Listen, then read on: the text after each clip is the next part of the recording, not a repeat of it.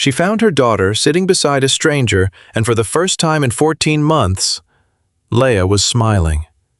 Not the polite, hollow smile that 14 specialists and 100 therapy sessions had coached her to perform. Not the careful, managed expression Sienna had learned to accept as a substitute for the real thing. A real smile. The kind that starts deep in the eyes, before the mouth even knows what to do with itself.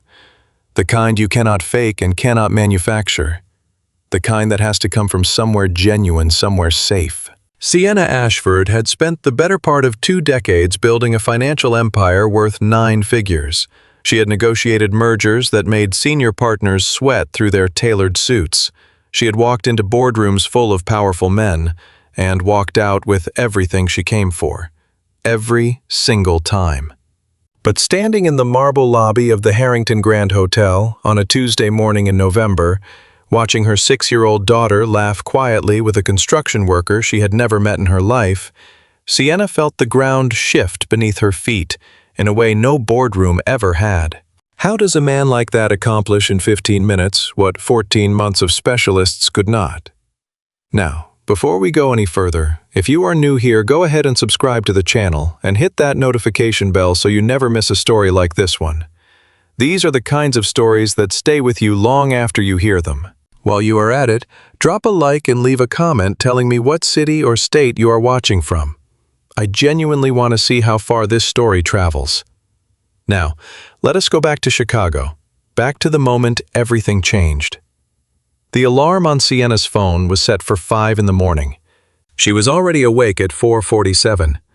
She lay in the darkness of the master bedroom of her Lincoln Park townhouse, staring at the ceiling with the particular stillness of someone who had long since stopped pretending she was going to fall back asleep. The sheets beside her were cold and undisturbed, the way they had been for the past 4 years. On the nightstand, a half-finished glass of water, 2 folders she had been reviewing past midnight, and a framed photograph of Laya at age 4.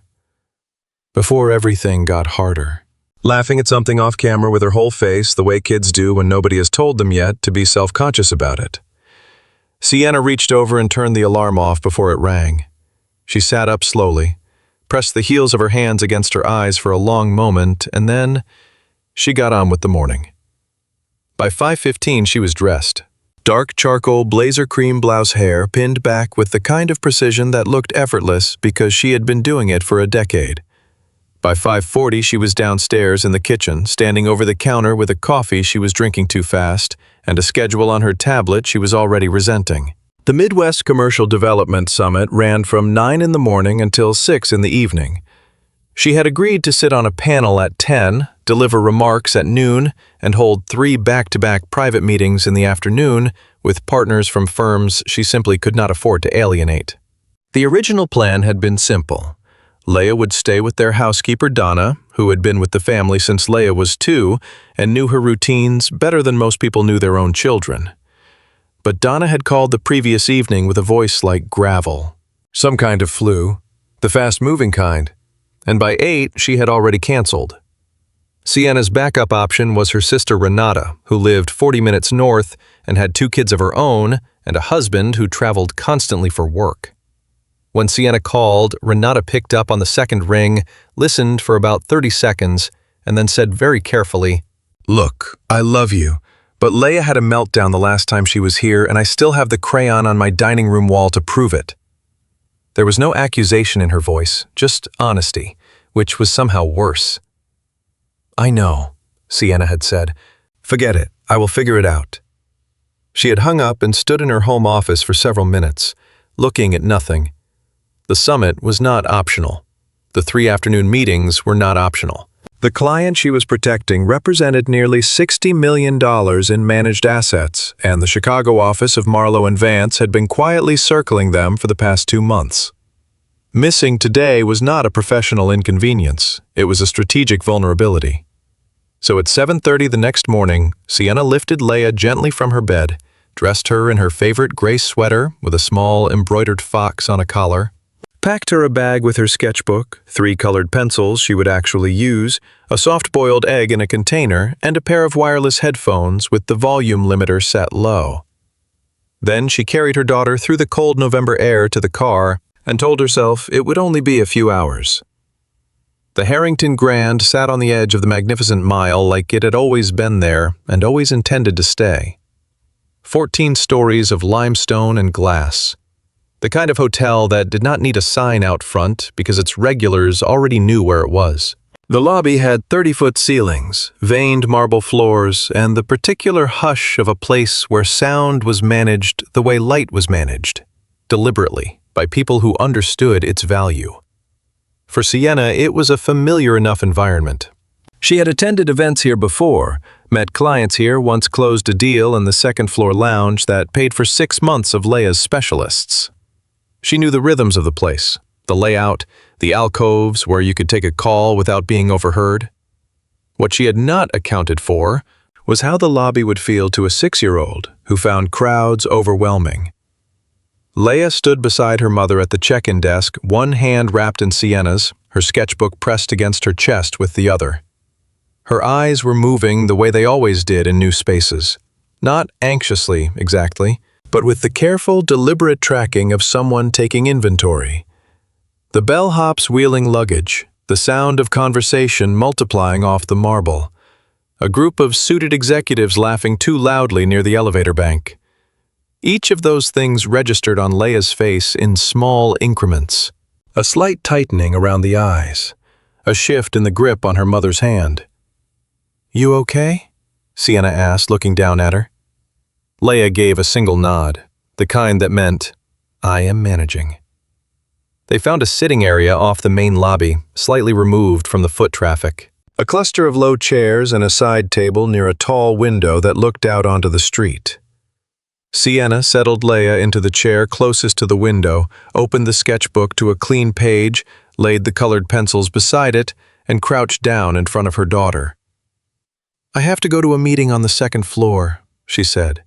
"I will be back in 90 minutes. She paused.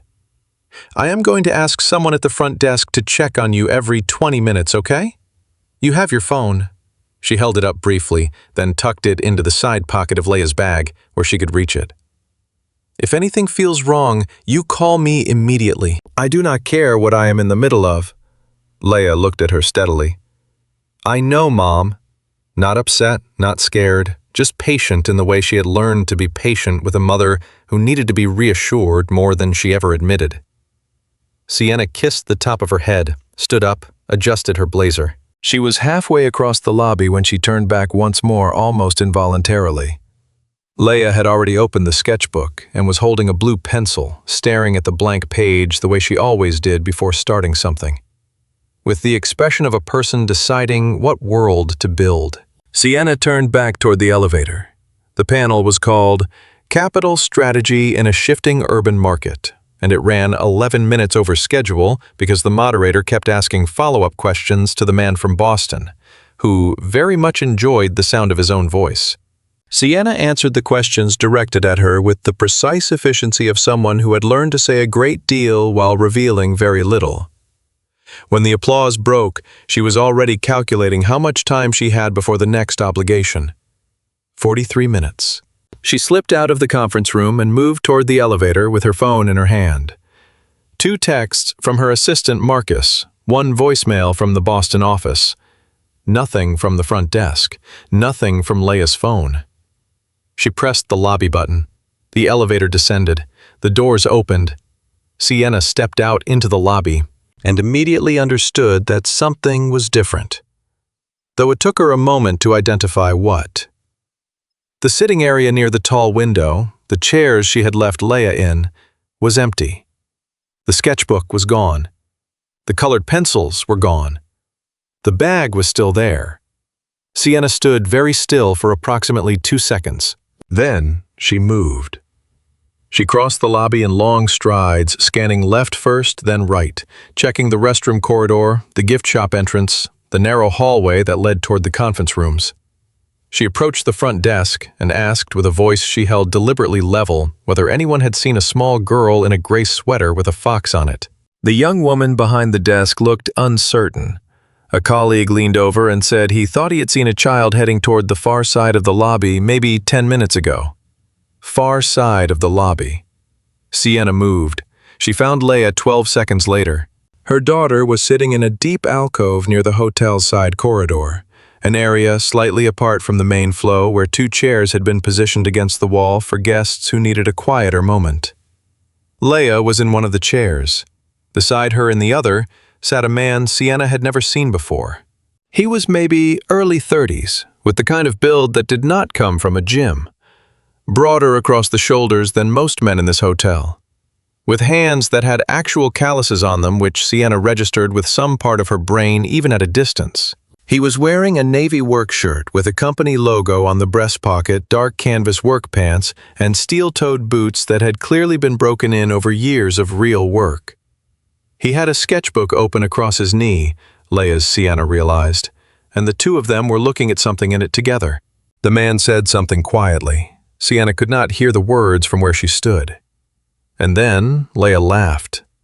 Not a polite sound, not the careful, managed response Sienna had watched her daughter deploy in therapy sessions when a specialist asked a question she was trying to answer correctly. A real laugh, short, surprised, like something had caught her completely off guard. Sienna stopped walking. She was aware distantly that her heart was doing something irregular. She was also aware that she was standing in the middle of a hotel lobby with her mouth slightly open, which was not something she made a habit of. Laya pointed to something on the sketchbook page. The man nodded slowly, tilting his head to look at it from a different angle, like he was taking it seriously. He said something else. Laya said something back. Her voice was quiet but audible, not the near whisper she'd defaulted to around strangers, but a real voice carrying actual words in an actual sentence. Sienna had not heard her daughter hold a spontaneous conversation with a stranger since before her 7th birthday. She crossed the remaining distance slowly, the way you approach something fragile that you do not want to disturb. The man became aware of her when she was about 10 feet away. He looked up. Not startled, more like he had sensed movement and simply turned to identify it. His eyes were a kind of dark gray set under a straight brow, and his expression when he looked at her was neutral in a way that was not unfriendly. It just was not easy to read. Laya turned at the same moment. "Mom!" "Hi, baby." Sienna crouched down in front of her daughter and placed one hand on her knee, scanning her quickly. Fine. She was fine. No distress. If anything, she looked settled. Which was not a word Sienna would have expected to apply to Laya in a hotel lobby on a Tuesday morning. "Are you okay?" "Yeah." Laya held up the sketchbook. "Cole said my perspective lines are really consistent." Sienna blinked. She looked at the man. He was already shifting slightly in his chair, not uncomfortable exactly, but with the body language of someone who understood that the mother of a small child needed to be the one to set the temperature of the next 30 seconds. "Cole Barrett," he said, and extended a hand. Not standing. He seemed to sense that standing would make the size difference more alarming than the moment called for, just offering his hand across the short space between them straightforwardly. Sienna shook it. His grip was what she expected, firm without performing. "Sienna Ashford, she is mine." "Yeah, I figured."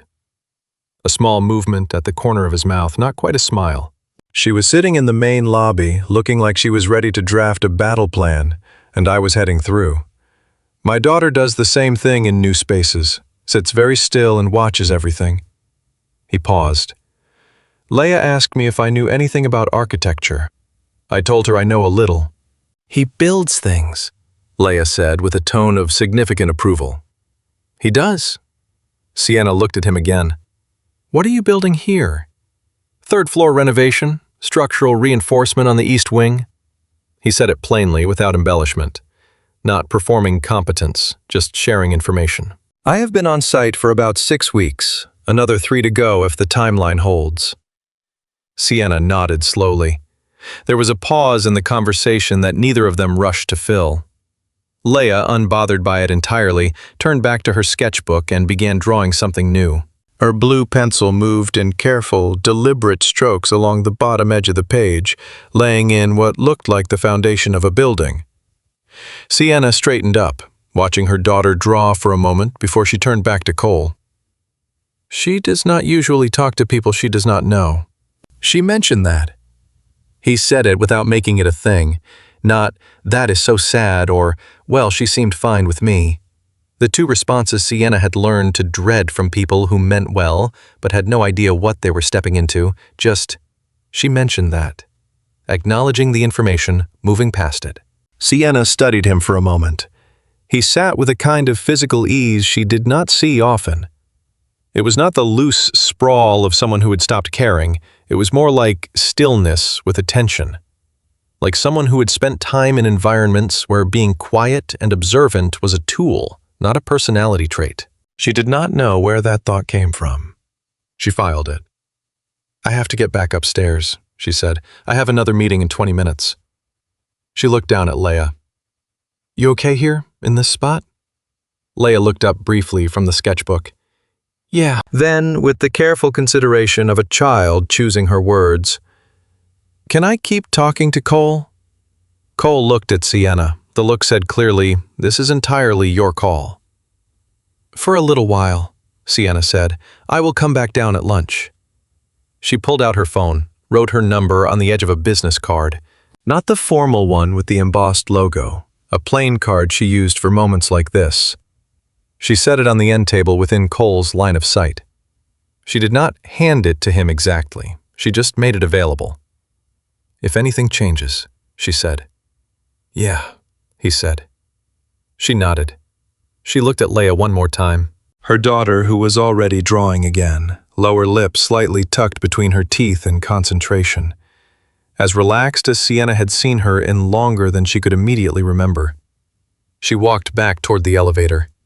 In the reflection of the closing elevator doors, she could see the alcove and the two figures sitting in it, and her daughter's hand moving steadily across the page. The noon session ran long. The first afternoon meeting started late and ended with a complication that required Marcus to reschedule 2 calls. By the time Sienna made it back down to the lobby, it was past 1 o'clock, and she had a headache building behind her left eye. She found Laya in the same alcove, alone now eating the soft-boiled egg from her bag, with the focused satisfaction of a child who had decided to eat lunch entirely on her own schedule. "Where is Cole?" Sienna asked. "He had to go back upstairs." Laya considered this. "He said his crew needs him." A pause. "Mom, did you know they have to measure things like 12 times before they cut anything?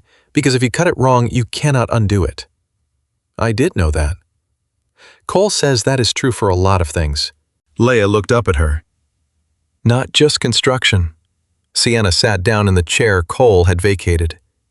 The leather was still faintly warm.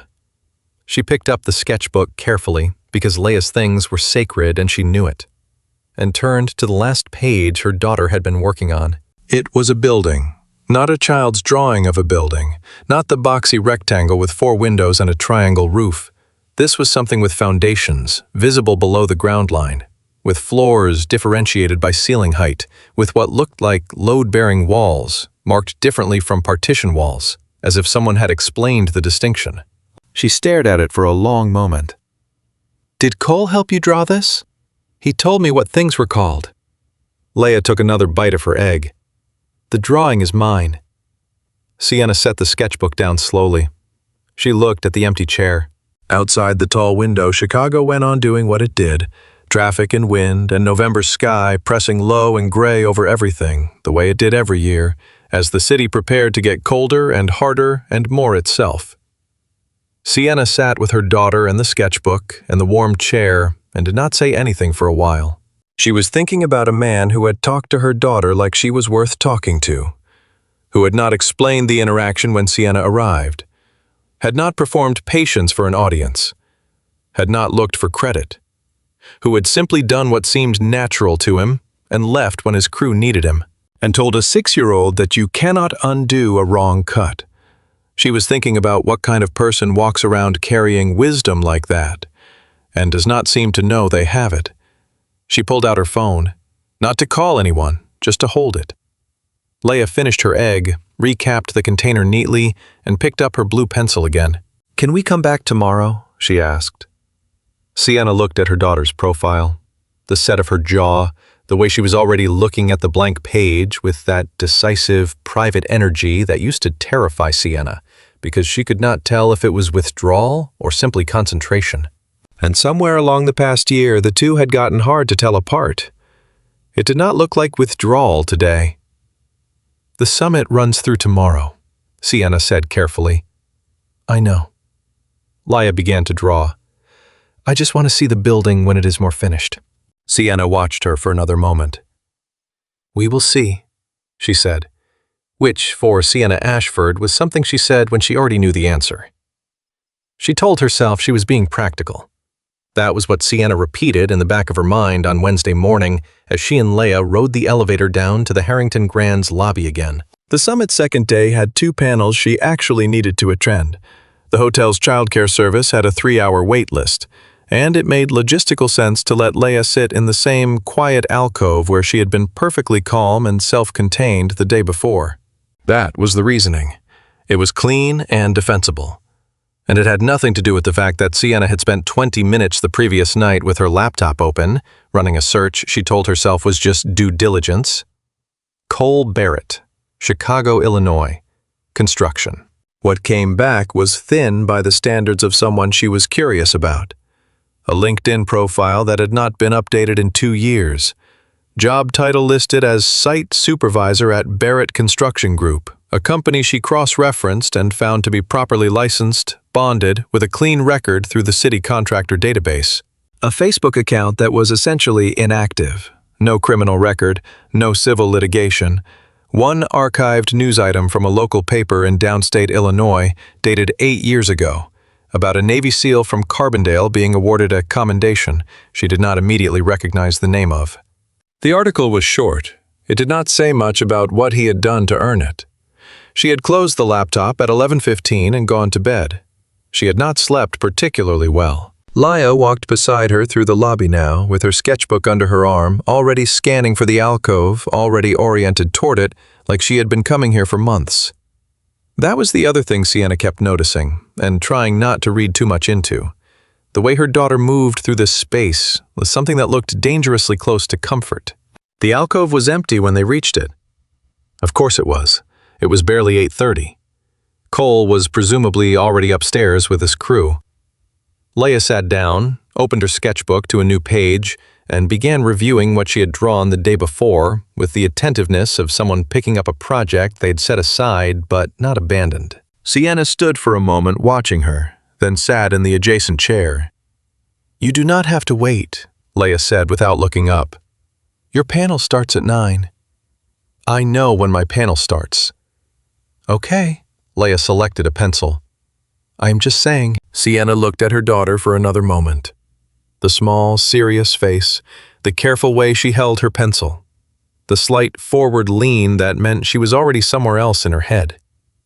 Then she stood, adjusted her jacket, and crossed the lobby toward the conference rooms. She turned back once. Laya was already drawing.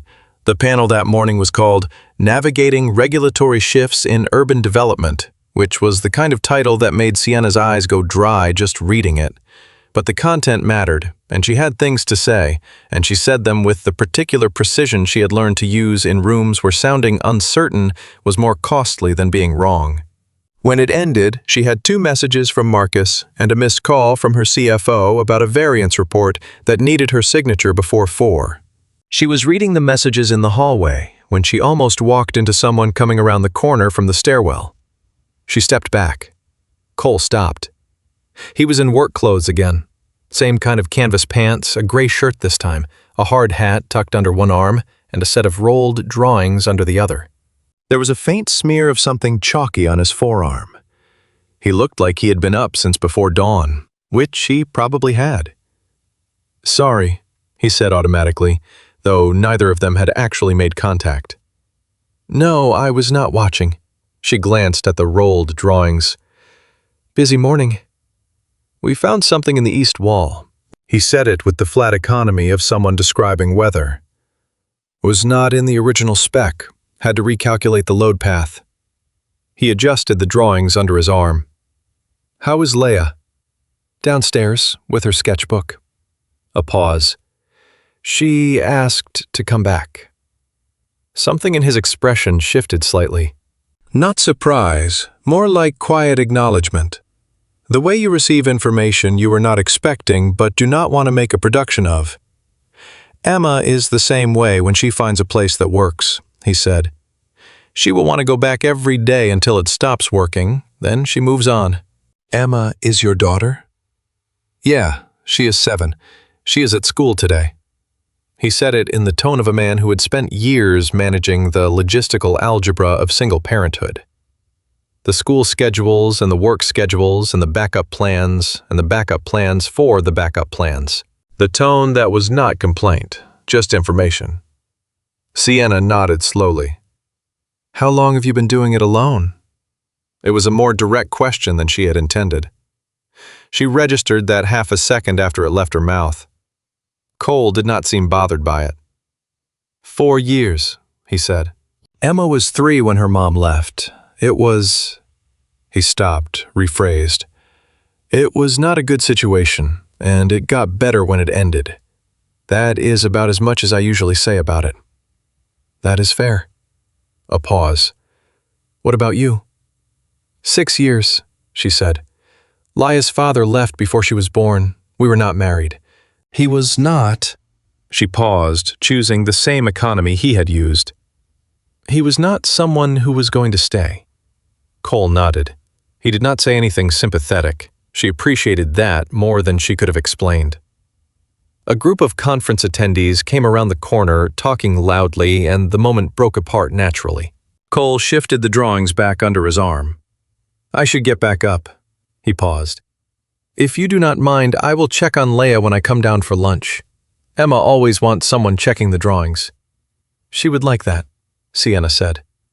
She watched him head back toward the stairwell. Then she turned and walked in the other direction, phone already in her hand, and did not think about the conversation for the rest of the morning, with only moderate success.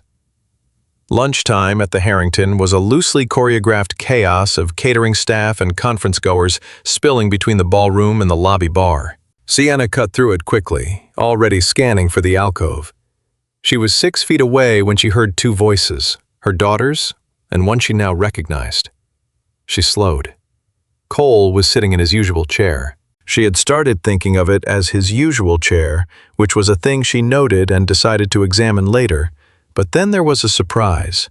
Beside him, with Emma's school day absence, stood a girl who was very much not absent, sitting cross-legged on the floor between the 2 chairs with a sketchbook of her own open across her knees. Sienna came around the edge of the alcove, and Cole looked up immediately. Half day. Teacher development or something. He said it with the controlled apology of a parent who had explained an improvised logistical decision to a supervisor before. She is not bothering anyone up on the floor. I had her sitting with my site manager, but she wanted to come down and draw, and I... It is fine, Sienna said, and meant it, which surprised her. Emma looked up. She had her father's coloring, dark hair, gray eyes, the same quality of watchful attention, though on a 7-year-old it came across less as stillness and more as intense evaluation. She studied Sienna for approximately 2 seconds with the frankness only children and very honest adults achieve, then looked back down at her sketchbook. You are Laya's mom, Emma said to the page. I am. Laya draws buildings. Emma was sketching something that looked like a person on a very tall ladder. I draw people. We decided buildings and people go together. That is actually correct, Sienna said. Emma looked up again at that, reassessing. Then she moved the sketchbook slightly to show Laya something she was working on. And Laya leaned over to look with the focused attention she usually reserved for her own drawings, and the 2 of them went back to their respective pages in a companionable quiet that had the texture of a friendship that had somehow already accumulated time. Cole watched them for a second. Then he looked at Sienna, and she could see in his face the same thing she was probably showing in hers. Something complicated and careful and not entirely comfortable. The way you look at something that is clearly good and you are not sure yet if you are allowed to trust it. He moved his jacket off the chair beside him in a gesture that was not quite an invitation, and was not quite not one. Sienna sat down. They ordered sandwiches from the lobby cafe. Sienna flagged down a passing server. Cole reached for his wallet and she shook her head once, briefly. He let it go without the usual performance of protest. For the next 40 minutes, they ate and talked in the intermittent way of two people who were aware they were figuring out the edges of something without agreeing to do so out loud. She learned that he had grown up in Southern Illinois, one of 3 kids. Father was a machinist. Mother managed the books for a small equipment company. He had gone into the Navy at 19 because he wanted the structure, and also, he said with characteristic flatness, because he needed to get out of his hometown before his hometown finished deciding who he was going to be. He did 2 tours, got selected for something he described only as special operations training, served for 11 years total before a knee injury and a marriage that was already failing, and a daughter who needed a father who was actually present. Combined into a decision that he said had taken 4 months to reach and about 4 minutes to execute once he had made up his mind. He did not speak about what he had done in the military in any specific terms. He answered questions in the way of someone who had learned to give the shape of a thing without the details. And Sienna, who dealt in information, professionally recognized the shape of that habit and respected it. She told him she had grown up in Boston, studied finance at Northwestern, started at a fund straight out of school, made herself indispensable through the particular method of being right more often than everyone around her, and never making them feel bad about it, which was its own kind of skill. She built her own firm at 26. It was successful in the way that required giving up almost everything else, which she had done without fully accounting for what she was giving up until it was already gone. She said that last part in a voice that was maybe more honest than she intended, and Cole looked at her without filling the space that opened up afterward, which was the right thing to do, and she noted it. She was not always like this, Sienna said after a moment, not explaining exactly, just saying it. Laya, she used to just talk constantly to everyone. She had this thing she used to do where she would introduce herself to strangers on the train and ask them what their favorite color was and why. A pause. Around 18 months ago, she just stopped. We never fully understood what triggered it. The therapists have their theories. What are the theories? Anxiety mostly, some kind of social withdrawal pattern that started after a bad experience at school. Some kids said something the way kids do, and it landed wrong. And then the more she held back, the more the holding back became the habit. Sienna looked at her daughter, who was now showing Emma something in her sketchbook, with an expression of concentrated explanation. We have tried 6 different specialists. The last one was very expensive and very credentialed. And after 8 months of weekly sessions, Laya told me she did not like going because the woman kept asking her how things made her feel before she had time to figure out how they made her feel. Cole was quiet for a second. Emma went through something after her mom left. Different, but there was a period where she just did not want to leave the apartment. He turned his cup of coffee around in his hands. I tried for a while to fix it like it was a problem with a solution. And eventually I figured out that I was making it worse, because every time I tried to address it directly, she felt like she was failing at something. So I stopped trying to fix it and just stayed with her. We built a lot of block towers, watched a lot of nature documentaries. I let her come to things when she came to them. Sienna was quiet. I am not saying that is what Laya needs, Cole added quickly. I do not know your kid. You talked to her for 15 minutes yesterday, and she laughed out loud, Sienna said. I have not heard her do that with a stranger in over a year. He did not have an answer to that. He did not try to manufacture one. Across the small space, Emma had produced a red-colored pencil from somewhere, her coat pocket apparently.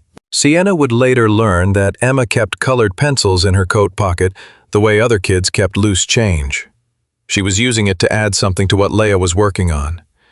Laya watched, then said something that made Emma nod with great seriousness and adjust her angle. They are designing a city, Cole said. I can see that. Emma has been trying to design a city for about a year. She keeps running into the problem of where to put the hospital relative to the airport and cannot decide. He said it seriously, the way you describe a real problem. I think she might have found a collaborator. Sienna looked at the two girls and felt something move through her chest that she did not have an immediate name for. Something that was part relief, part grief, and part something she had not let herself feel in long enough that she had almost forgotten what the shape of it was. She picked up her coffee. She did not say anything. Cole did not say anything either.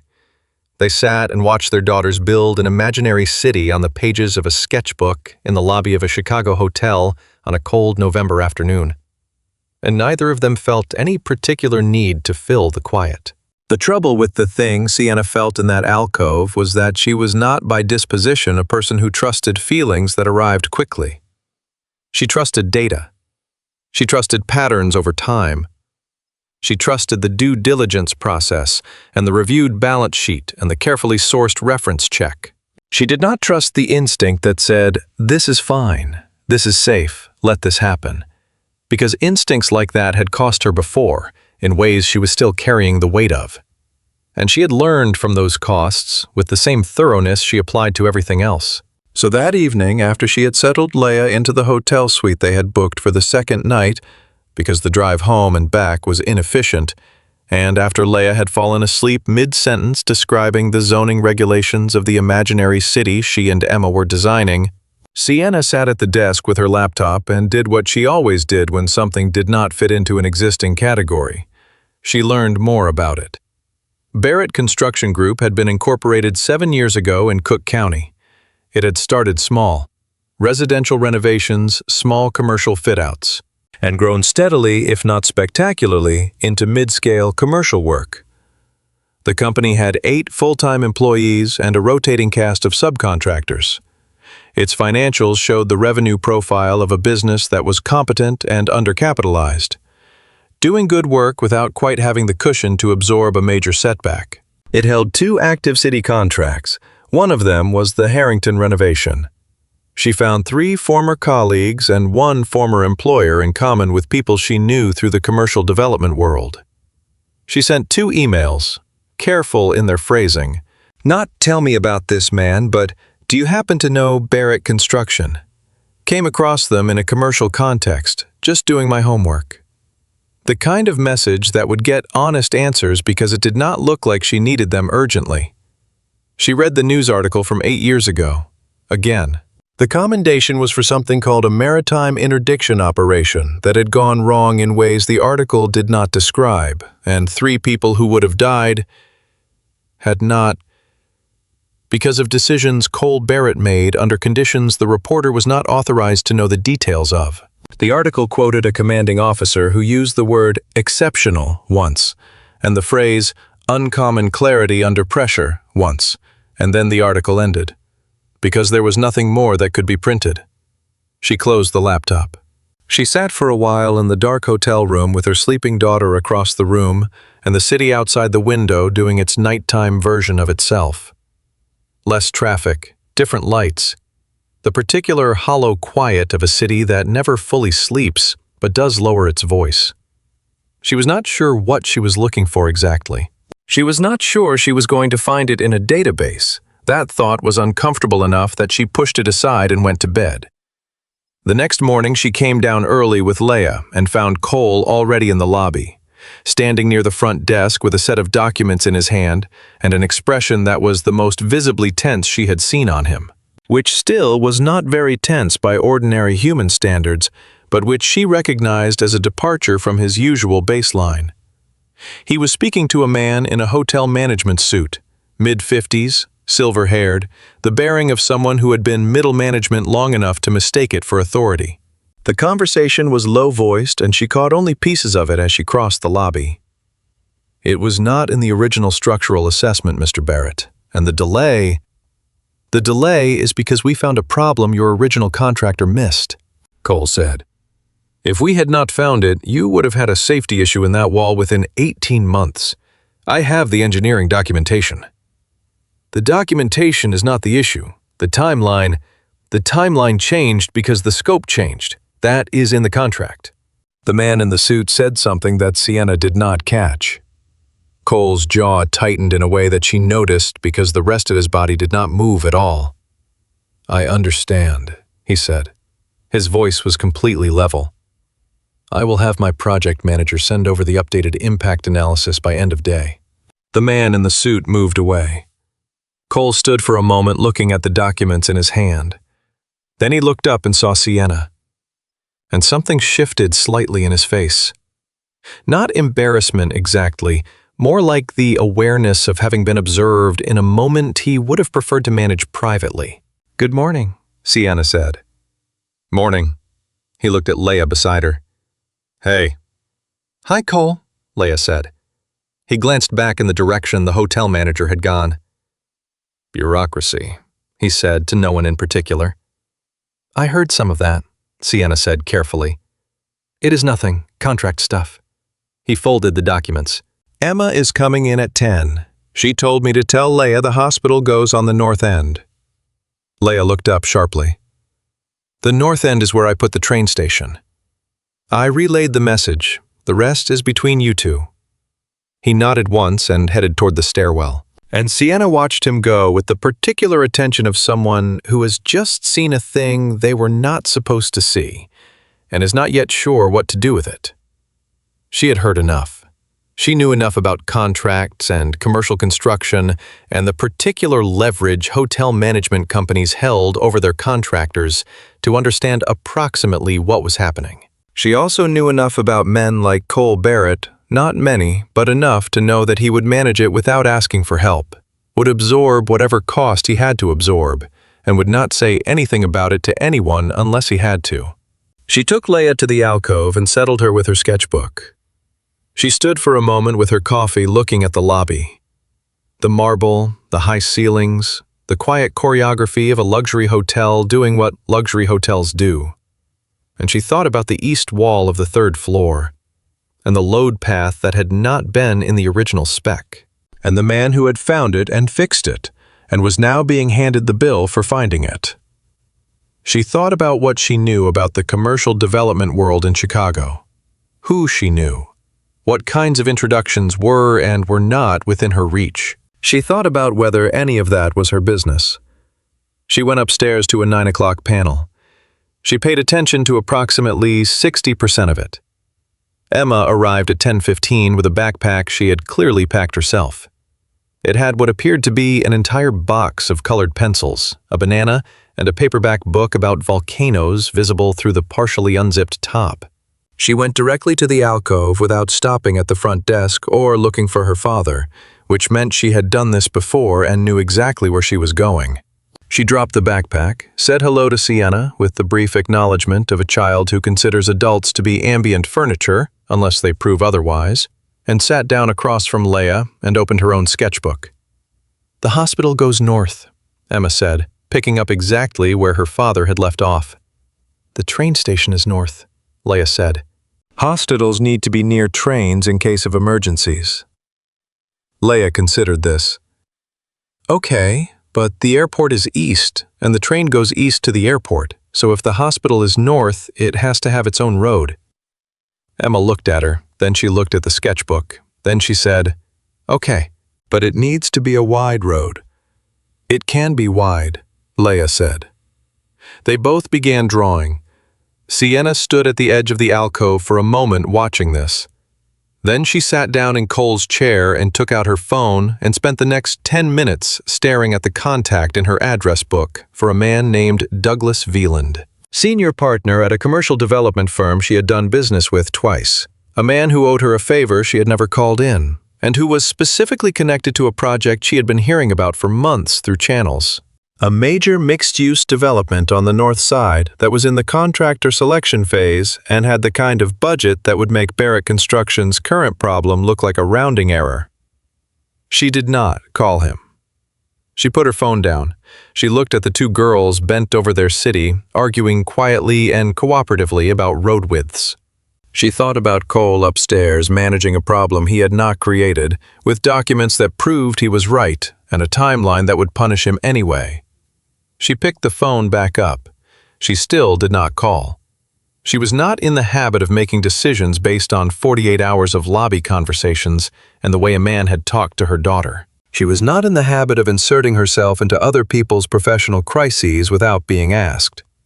She was not in the habit of a lot of things that she was currently sitting in a hotel lobby considering. The problem was that she was also not in the habit of ignoring problems she could see clearly and had the capacity to address.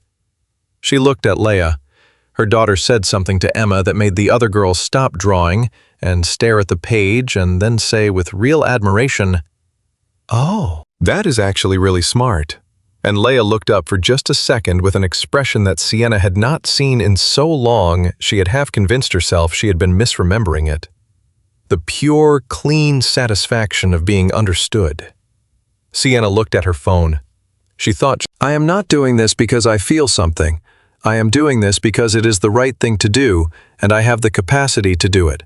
And those two facts together have always been sufficient reason." She was mostly sure that was true. She found the contact for Douglas Valand. She pressed call. He answered on the third ring, and she said, "Douglas, it is Sienna Ashford. I am calling to ask you something, and I need you to hear it out before you respond." And Douglas Valand, who was smart enough to have stayed on good terms with Sienna Ashford for 11 years, said, "I am listening." She looked one more time at her daughter. Then she turned slightly in her chair and began to speak. Douglas Valand called back at 4:47 that afternoon. Sienna was in the middle of her third meeting of the day, a conversation with two partners from a Houston-based fund who were considering moving a portion of their real estate holdings into Midwest commercial assets. She let it go to voicemail because Douglas Valand was a man who left detailed voicemails when he had something to say and brief ones when he did not. And either way, the information would be there when she got out. She kept her attention on the Houston partners, said the right things, scheduled a follow-up call for the following week, shook the right hands. And then, the moment the conference room door closed behind them, she had her phone out. The voicemail was 43 seconds long. She listened to it twice standing in the corridor outside the meeting room with one hand pressed flat against the wall and her eyes on the middle distance. Douglas said he had looked into the Harrington renovation contract situation. He had a contact on the hotel's ownership side, a managing partner at the investment group that held the property, and the picture was a bit more complicated than a simple timeline dispute. The ownership group had been looking for grounds to renegotiate the contract terms since the scope expansion, and the structural issue Cole had discovered and corrected had given them a lever they were using with some force. They were claiming the delay constituted a material breach. Their legal team had sent a letter. Douglas said the letter was, in his opinion, an aggressive overreach. But aggressive overreach was effective when the other party did not have the resources to fight it properly. He said one other thing at the end, almost as an addendum. The Northgate project, the mixed-use development she had been thinking about when she called him, was still in contractor evaluation.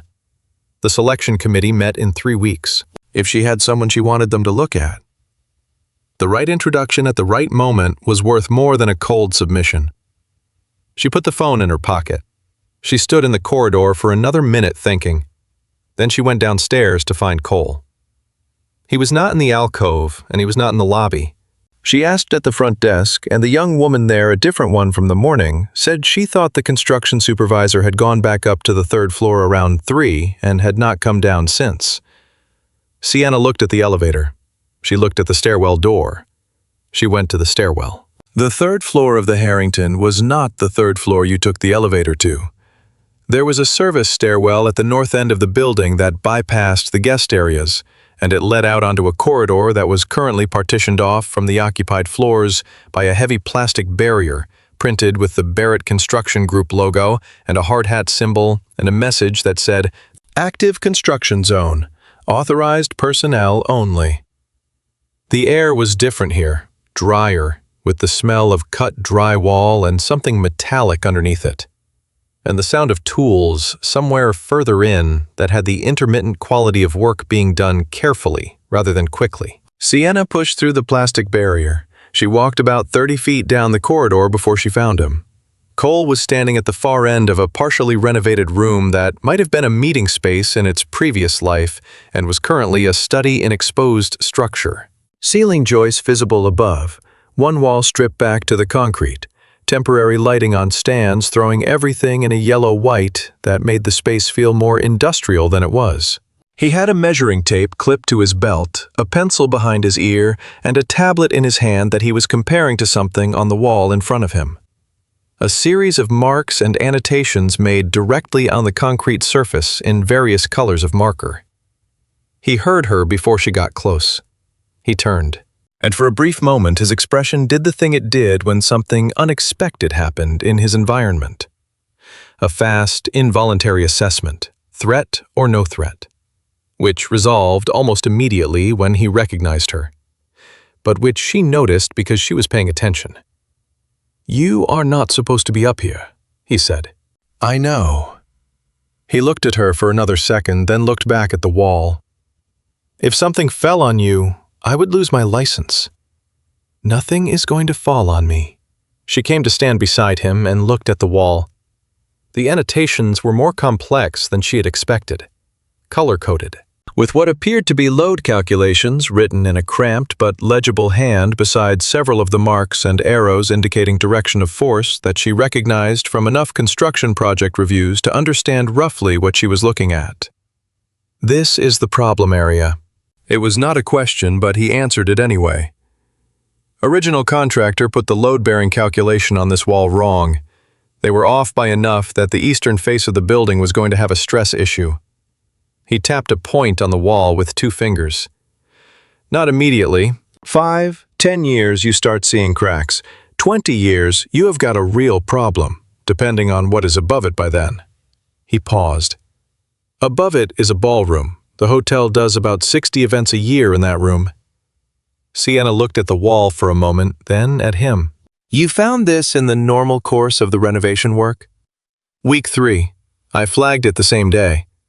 And the hotel's response was to treat the resulting schedule delay as a breach." He was quiet for a second. The way he went quiet told her that he already knew she knew more than a passerby should.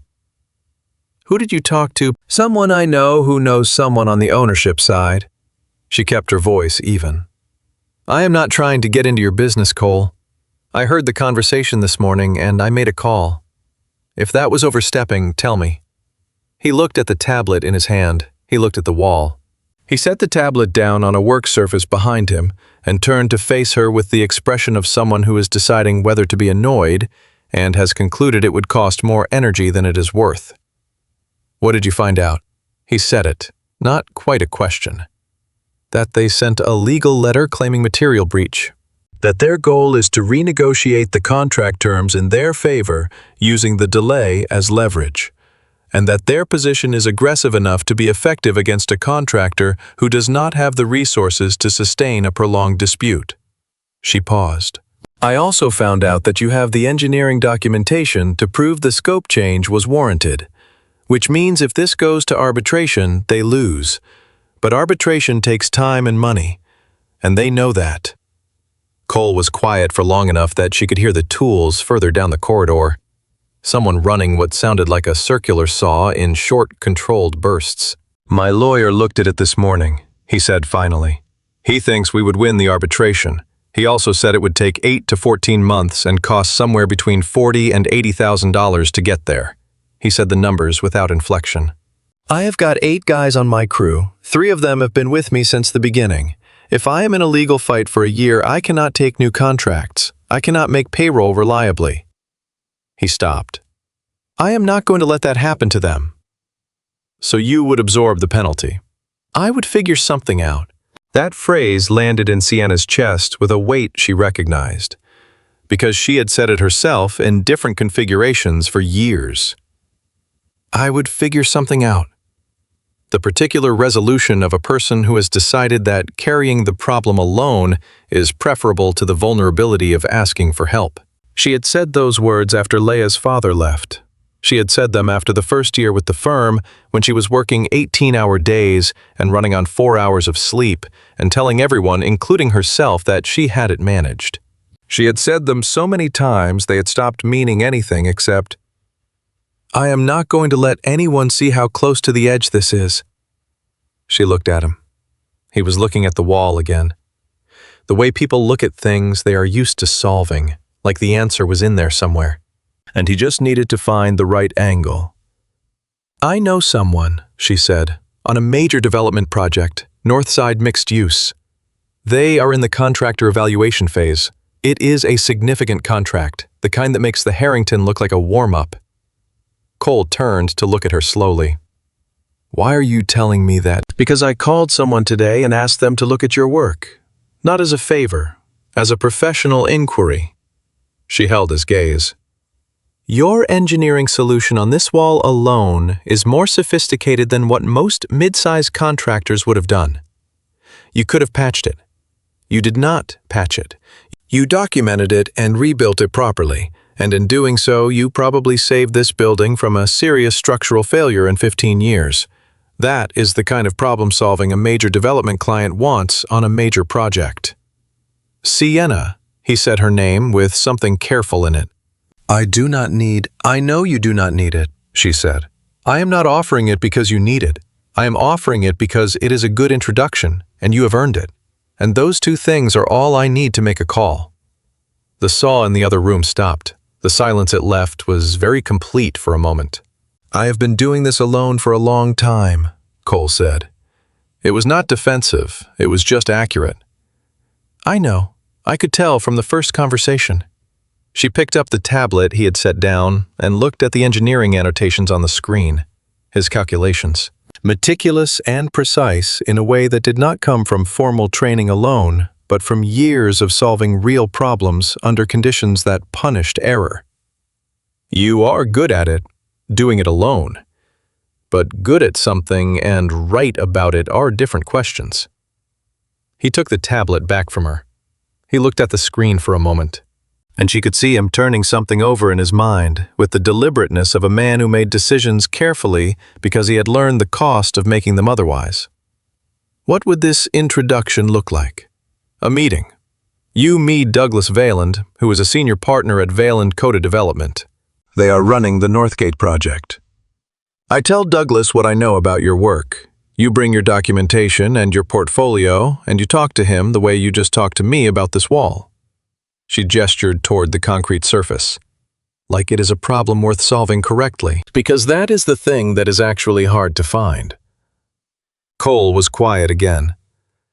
"If he does not think you are the right fit, nothing happens," she added. "I am not promising you the contract. I am promising you a fair hearing from someone whose opinion carries weight on the selection committee." He looked at her for a long moment. There was something in his eyes that she was starting to learn. Not suspicion exactly, but a kind of calibration. Like he was measuring the distance between what someone said and what they meant. A habit acquired in environments where that gap could be costly. "Why?" he said. She did not pretend not to understand the question. "Because Laya laughed," she said simply. "And I have been watching you with her for 2 days. And I have been watching you up here, and you are the same person in both places." She paused, choosing. "That is not nothing." He was quiet for another moment. Then he said, "Okay." Just that. Not "thank you," not "I appreciate it," not any of the social packaging she was used to receiving when she did something for someone. Just, "okay." The word of a man who meant it and did not feel the need to ornament it. She nodded. "I will set it up for early next week." She picked her way back through the construction zone and down the service stairs and came out into the lobby and found Laya exactly where she had left her, still in the alcove, sketchbook open.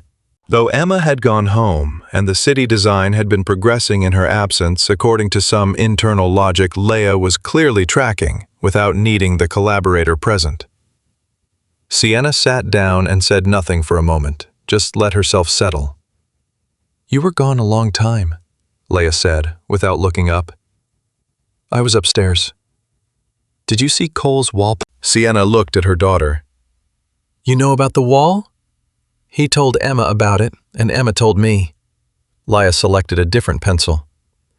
"He said it was like finding out someone built a house on sand and then covered it with carpet so nobody could see." She drew a careful line. "He said that is the worst kind of problem, because people are standing on it every day and they do not know." Sienna was quiet.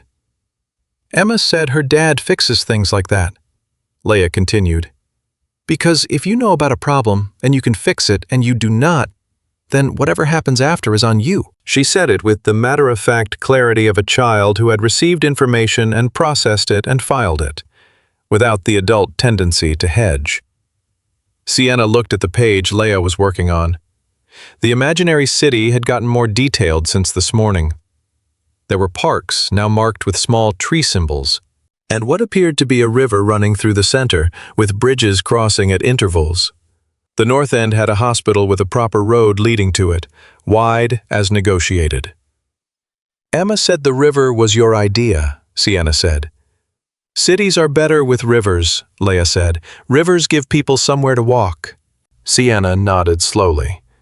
She thought about Cole upstairs with his color-coded wall markings and his 8 crew members and his legal letter and his refusal to call any of it what it clearly was, which was unfair. She thought about the way he had said, okay, just that clean and direct when she had offered him something he needed. She thought about her daughter, who had barely spoken to strangers in 14 months, explaining urban planning logic with the confidence of someone who had simply been waiting for the right audience. She thought there are problems you can see clearly and problems you keep looking at from the wrong angle. She pulled out her phone and texted Marcus. Clear my Monday morning. I need a meeting slot before noon. He responded in 4 minutes.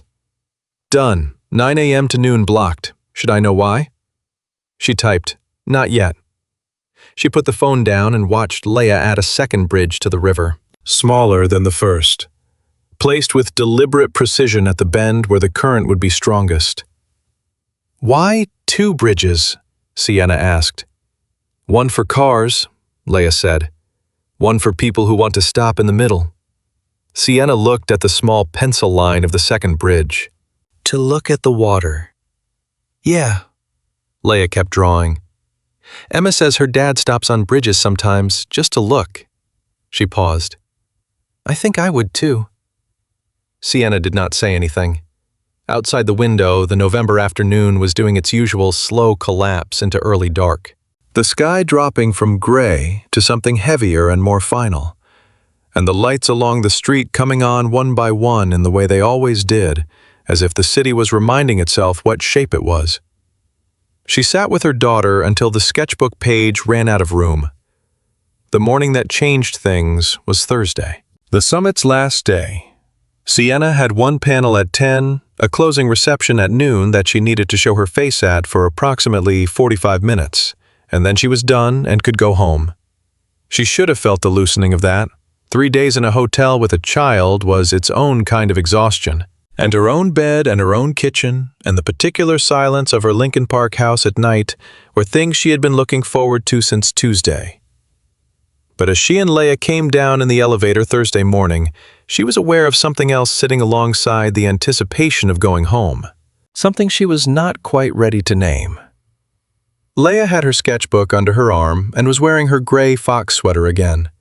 She had washed it in the hotel sink Wednesday night with the focused practicality of a child who had decided it was her summit sweater. And that was that. She walked through the lobby with the kind of purposeful ease that Sienna was still not entirely used to seeing. Cole was in the lobby. He was not in work clothes. He was standing near the front desk in dark jeans and a plain dark green jacket.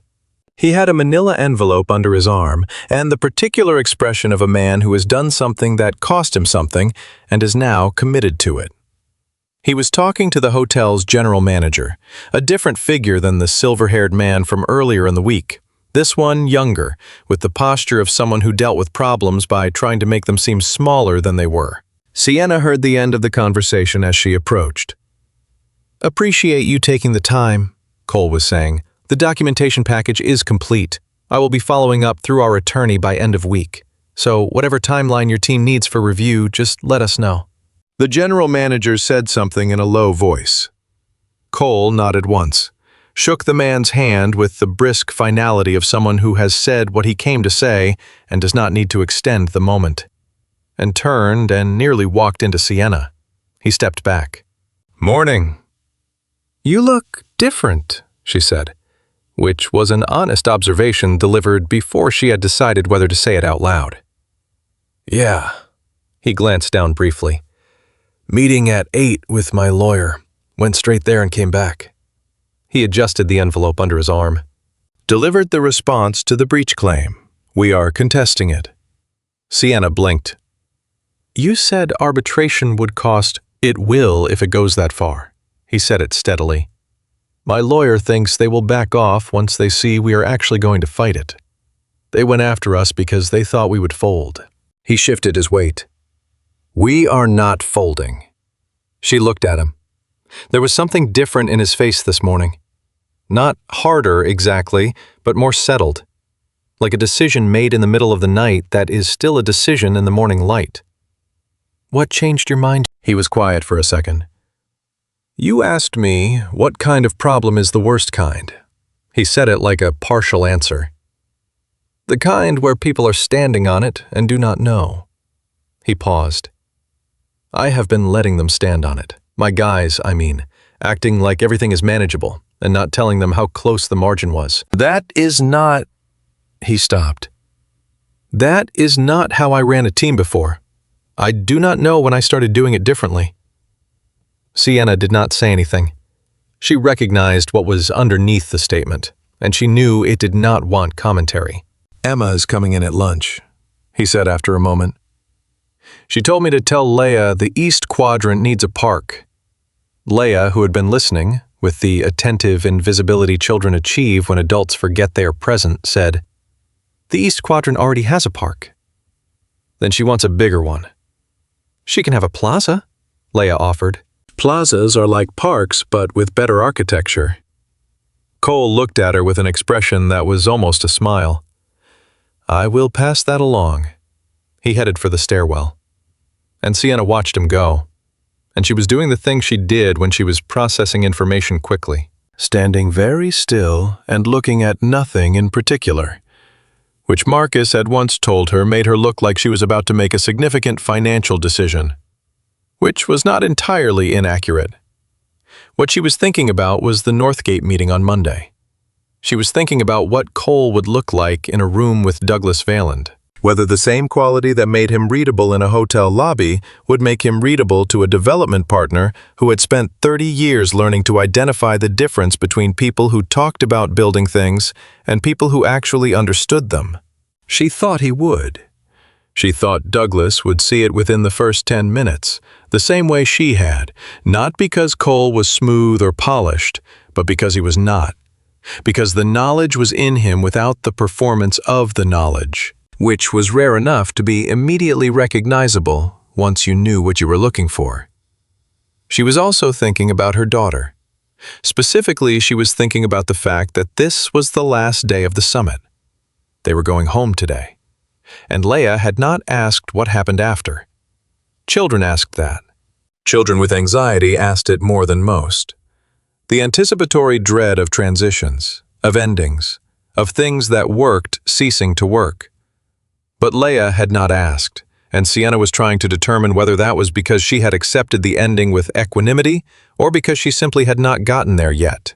She found out at noon. The closing reception was in the second-floor ballroom, the one above Cole's wall, and Sienna spent her 45 minutes doing the necessary work of showing up. 3 conversations, 1 promise to send an email. 1 exchange of cards with a woman from Cincinnati who was interesting in the way you sometimes met people at the tail end of events when all the performance had worn off and you were both just people standing near a table of food. Then she went back downstairs. Laya was in the alcove with Emma, which was expected, but both girls were standing rather than sitting, which was not. And they were examining something on Laya's sketchbook page together with the focused intensity of engineers reviewing final drawings. Cole was in the 3rd chair watching them with the expression of a man who has approximately 4 things on his mind and has set 3 of them aside temporarily. Sienna sat. She asked me, Cole said quietly, not looking at her. Emma, whether Laya was going home today. What did Emma say? Nothing. She just got very interested in the East Quadrant Plaza. He looked at the 2 girls. Emma does not do endings well. She does not fall apart about them. She just goes quiet and finds something to be busy with. Laya has not asked me yet. They both know, Cole said. Kids always know. Sienna watched her daughter point to something on the page and say with clear and confident authority, "This part is wrong. You cannot have a bridge ending in a building. There has to be a road first." And Emma, who had been defending her design choices all week with considerable skill, looked at the page and said, "Okay, yeah, you are right," and reached for a pencil to fix it. "She is going to want to see Emma again," Sienna said. "Yeah." A pause. Is that something that is possible logistically?" Cole turned to look at her. Not a fast look, the kind that meant he had heard a question beneath the question. Which he had. Because she was not entirely sure what she was asking, which was unusual for her, and she knew it. "Emma goes to Bridgeport Elementary," he said. "We live in Bridgeport, about 25 minutes from Lincoln Park, depending on traffic." He said this carefully, like coordinates. "She does not have anything on Saturday mornings." Sienna nodded slowly. "Laya does not either." The thing in the room between them did not have a name yet, and neither of them tried to give it one. That was the right choice. Sienna had named things too fast before, and found out later the name had been wrong, and wrong names had a way of becoming commitments before you understood what you had committed to. "Monday morning," she said. 9 o'clock. Valen Coda's office is on Wacker. Can you make that? I will be there. Bring the full documentation on the east wall, everything. The original contractor spec, your correction, the engineering calculations, the before and after. She paused. Do not dress like this. He looked down at his jacket, then at her, with an expression that was as close to amused as she had seen from him. I was going to say the same thing to you. I always dress like I work. I know. He tilted his head slightly. I am saying dress down a little. Douglas Valand is going to feel the gap between the two of you the moment you walk in the room. If you are standing there in a charcoal blazer making introductions, he is going to spend the first 5 minutes deciding whose meeting this is. Sienna opened her mouth, then closed it again. He was not wrong. Fine, she said. Navy, he said. You could wear navy. It is still professional. I know what navy looks like. I am sure you do. There was a pause. Did you just give me clothing advice? She said. I observed a potential strategic problem and suggested a solution. It is what I do. The corner of her mouth moved. She looked away before it became a full expression, which was a habit she had had for years and which she was not entirely sure she wanted to examine right now. Across the alcove, Emma and Laya had reached some resolution about the bridge and were now working in comfortable, parallel silence, each on her own section of the imaginary city. The way people work when they have been doing it long enough to trust each other's judgment without checking. Laya looked up. Mom, she said, can Emma come over Saturday? Sienna looked at her daughter. She looked at Cole. He was watching her with the level expression of someone who has said what he has to say and is content to let the next thing be whatever it is. Yes, Sienna said. She can. Laya looked at Emma. Emma looked at Laya. Some communication passed between them that did not require words and probably never had. Then they both went back to building their city. The reception upstairs was winding down. Sienna could feel the summit ending the way you feel any concentrated stretch of time ending. The loosening of structure, the shift in air pressure, the sense of things returning to their ordinary configurations. Outside the lobby windows, Chicago was doing the Thursday afternoon version of itself. Colder than Wednesday, a thin film of cloud cover that threatened something and had not delivered yet. The late fall light that managed to be both stark and diffuse at the same time. She sat in the alcove with Cole and their daughters, and the unfinished city and the afternoon coming in through the glass. And she thought about the wall on the 3rd floor. The problem that had been there for years before anyone found it. The careful documentation. The decision to fix it correctly rather than cover it over. and she thought about the particular category of courage it takes to do the hard thing in the direction no one is looking. She had told herself in the elevator on Wednesday night that she had called Douglas Valand because it was the right thing to do, and she had the capacity to do it. She still believed that. She was starting to understand it was not the whole answer. The whole answer was somewhere in this alcove. In the hum of pencils on paper and the muffled sound of the city outside, and the proximity of someone who fixed things correctly and said okay when you offered him something and told you the truth about your jacket without being asked. She was not going to name that yet. She was just going to let it be what it was. Laya reached over without looking up and turned to a new page in the sketchbook. A clean one. Blank. Waiting. New section, Laya said.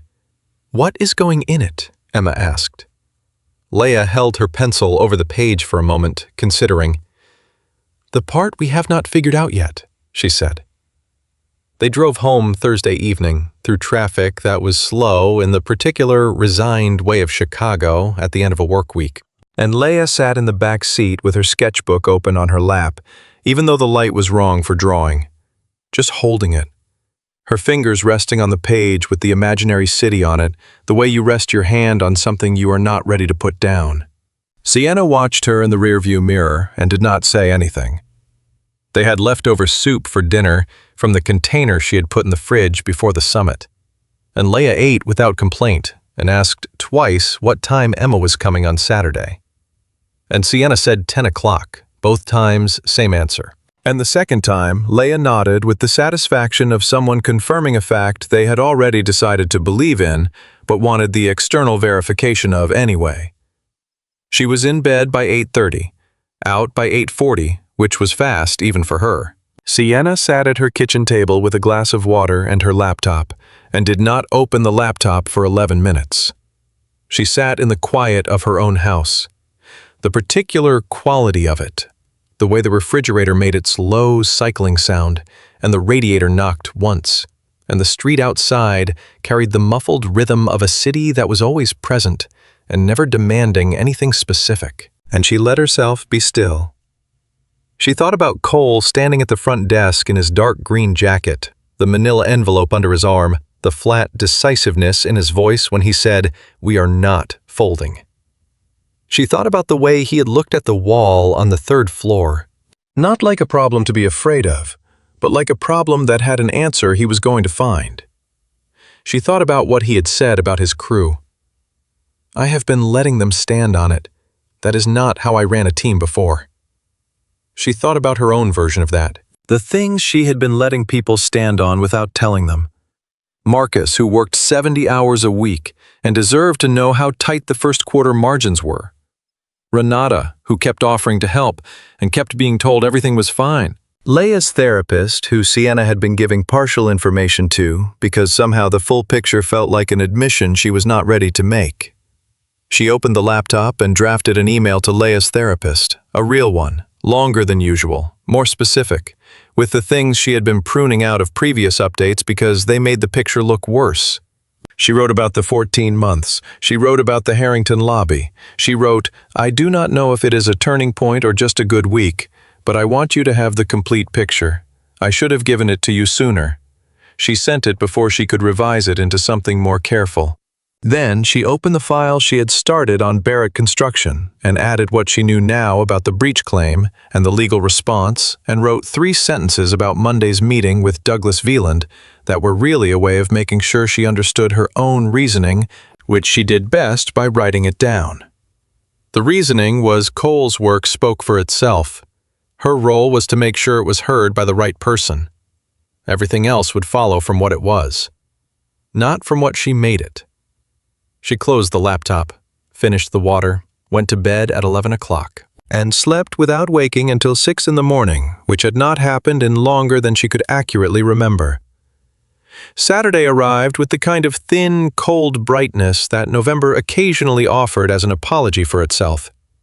Sienna cleaned the front room without quite admitting she was cleaning it. straightened the books on the lower shelves that Laya could reach, made sure there was apple juice in the refrigerator because she had remembered from some passing remark Cole had made that Emma drank apple juice with the commitment of someone who had taken a position on it. Laya was up at 7. She ate breakfast with unusual efficiency and then sat in the front room with the sketchbook and waited. With the particular stillness of a child who is excited and has decided that the most dignified way to handle it is to appear very calm.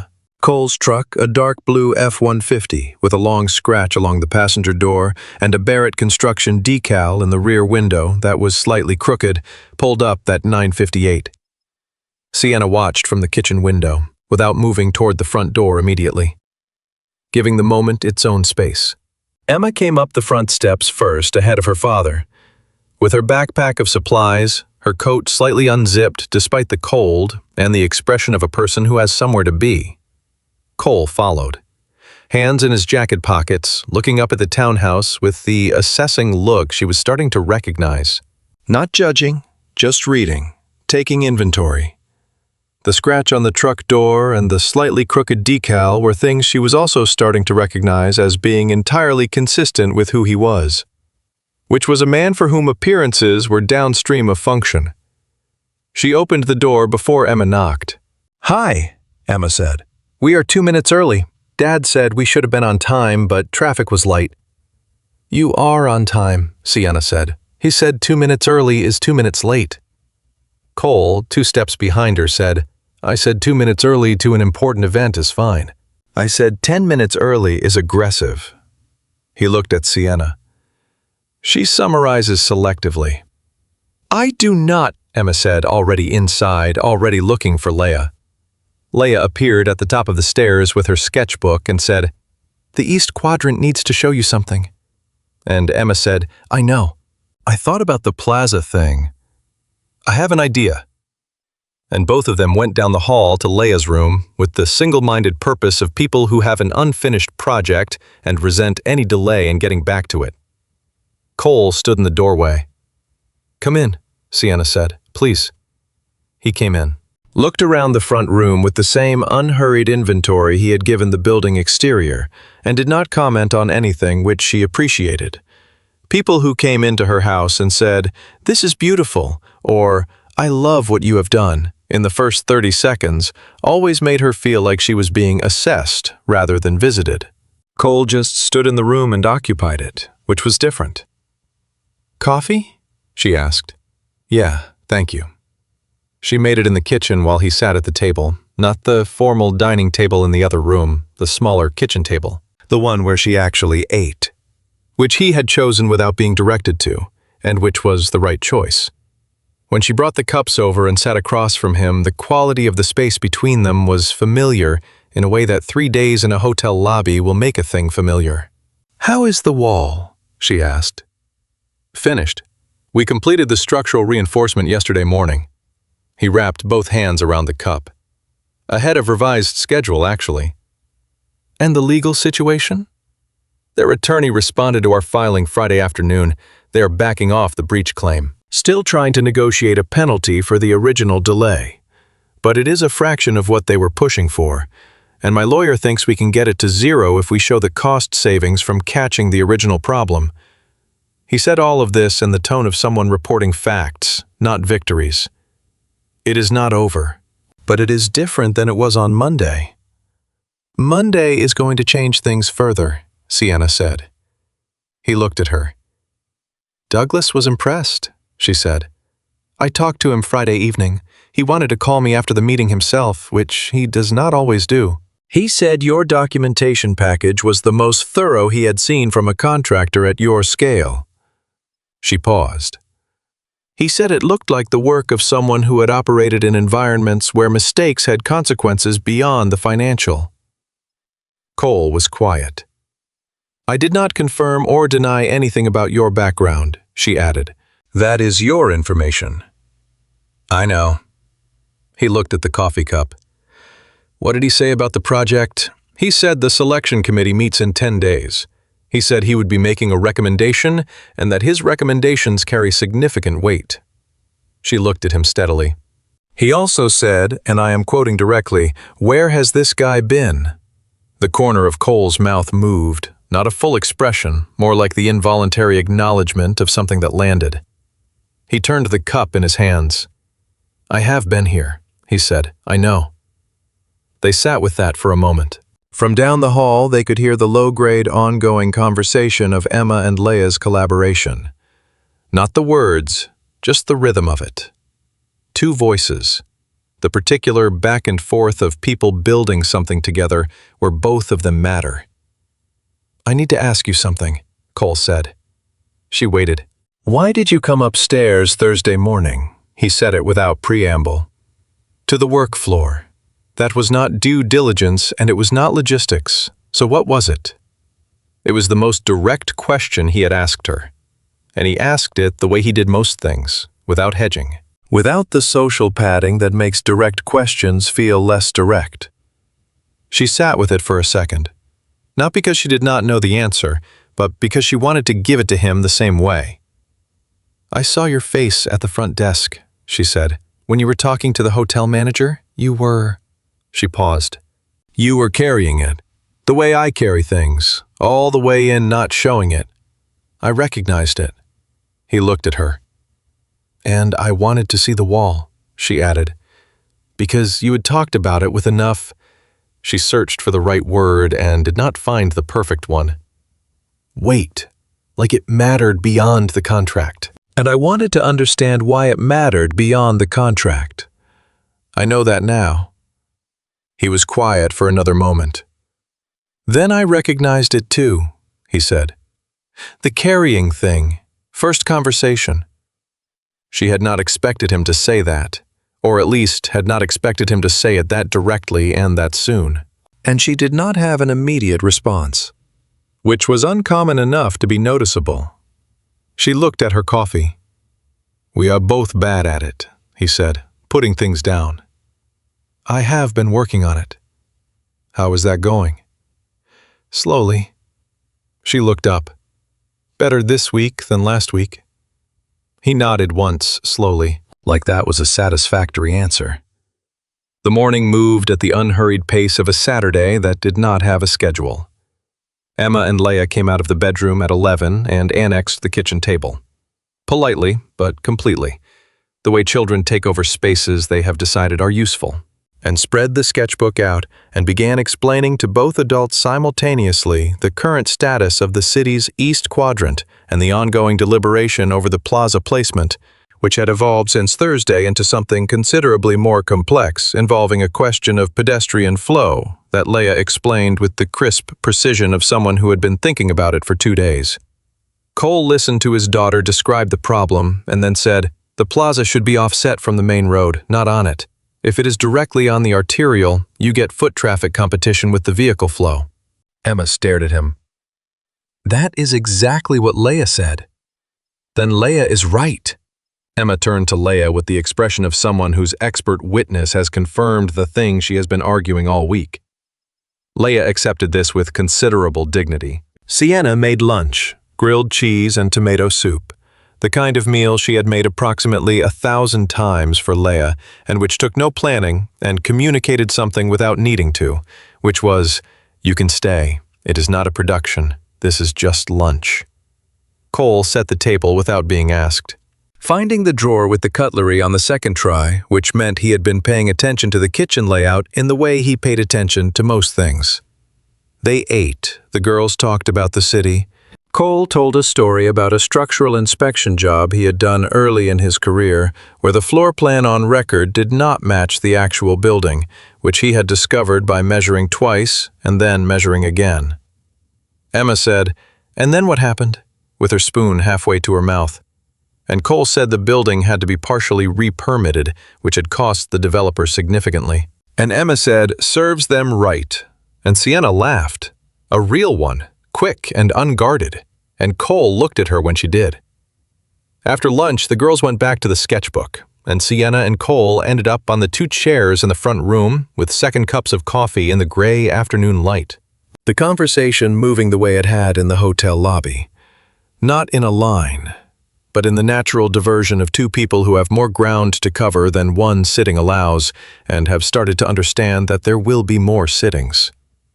He told her about the first year after leaving the Navy, how he had taken the construction job because a guy he had served with had a brother-in-law with a company that needed site help, and how he had shown up intending to stay 6 months and found that he was good at it in a way that surprised him and did not surprise him. The problem-solving had the same structure: assess the situation, identify the variables, find the most structurally sound solution, just applied to buildings instead of operational environments.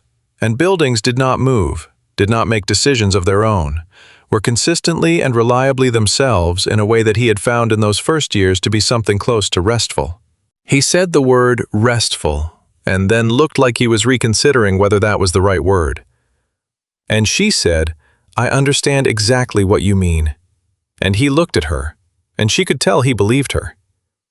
She told him about the year she had decided to start her own firm, how she had done the math a dozen different ways, and the math kept saying the same thing. The risk was real, but the ceiling was higher than anything she would reach otherwise. And she had been not quite 30, and Laya was 2, and the rational case was clear. But the human experience of it was sitting in her car in the parking garage of the building she was about to resign from, gripping the steering wheel with both hands and breathing in a way that was not quite normal for approximately 4 minutes before she went in. "What did you do after the 4 minutes?" Cole said. "Got out of the car and went in and resigned." "Did the breathing normalize?"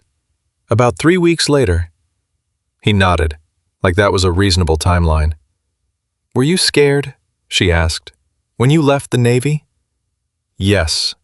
He said it immediately, without the qualification she expected. "Not of the work or the civilian part. Scared that I had built myself around the structure so completely that I would not know what I was without it." He turned the cup in his hands. "That is a specific kind of scared, when you are not afraid of the external thing but of what you will find out about yourself if the external thing goes away." She looked at him for a long moment. "Did you find out?" "Yeah." He looked at the window. "Turned out I was mostly okay, just quieter than I thought, and more comfortable with my own company than most people expected." A pause. Emma helped. Having Emma meant the structure reformed around something real instead of something institutional. That was... He paused. "That was actually better." She was quiet. She was thinking about her own version of that, the way Laya had been in the early years, the thing that reformed the structure before the silence started. And Sienna had found herself rebuilding the structure around the problem rather than the child. "She is talking," Sienna said. Cole looked at her. "Laya, she has been up since Thursday, since the hotel." She looked at her daughter's room. "She talked to her teacher yesterday. I do not mean she said hello. I mean she walked up to her teacher before class and asked her a question about something she had been wondering about for 3 weeks and had not asked. She kept her voice level because the alternative was something she was not prepared to do in front of someone she had known for less than a week. Her teacher called me at pickup. She said she did not know what had changed." Cole was looking at her with the attentiveness he brought to everything. "I do not think 1 week in a hotel did it," Sienna said carefully. "I think it was accumulation. All the work, all the sessions, and then something that felt safe enough to let it move." She paused. "I think you and Emma were that something." "We did not do anything," he said. "You did not try to fix her." She looked at him steadily. "You have no idea how rare that is. Every specialist, every well-meaning person, they want to address it. They want to help her talk by asking her about her feelings about not talking, which makes the whole thing about the not talking." She stopped. "You just talked to her about buildings, about measurement, about not being able to undo a wrong cut." Cole was quiet. "Emma did the same thing," Sienna said. "She just showed up with a city that needed collaborating on. She did not make room for Laya. She just assumed Laya was already in the room." Down the hall, both girls were laughing at something. The sound of it came through the wall with the unself-conscious quality of children who have forgotten that the rest of the world exists.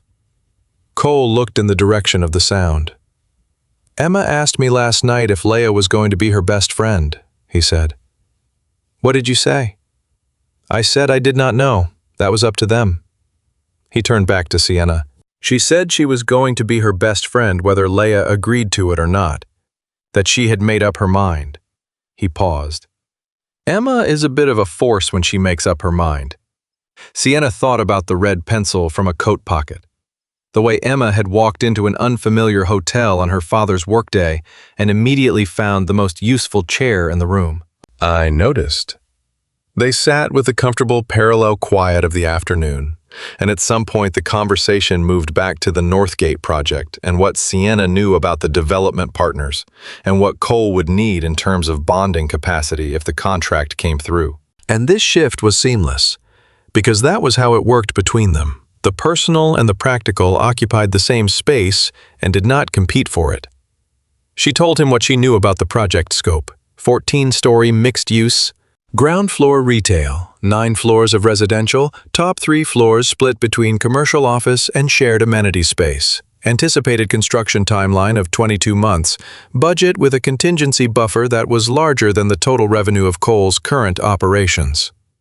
He listened without writing anything down, which she had already noticed he did not need to do. He retained information the first time through, something she recognized because she did it too, and which most people did not believe until they saw it demonstrated. Bonding capacity is going to be the first question, he said. I can get there, but it will take a line of credit I do not currently have. Douglas's firm has a preferred lending relationship with Heartland Commercial Bank. That is not a conflict. It is standard on projects this size.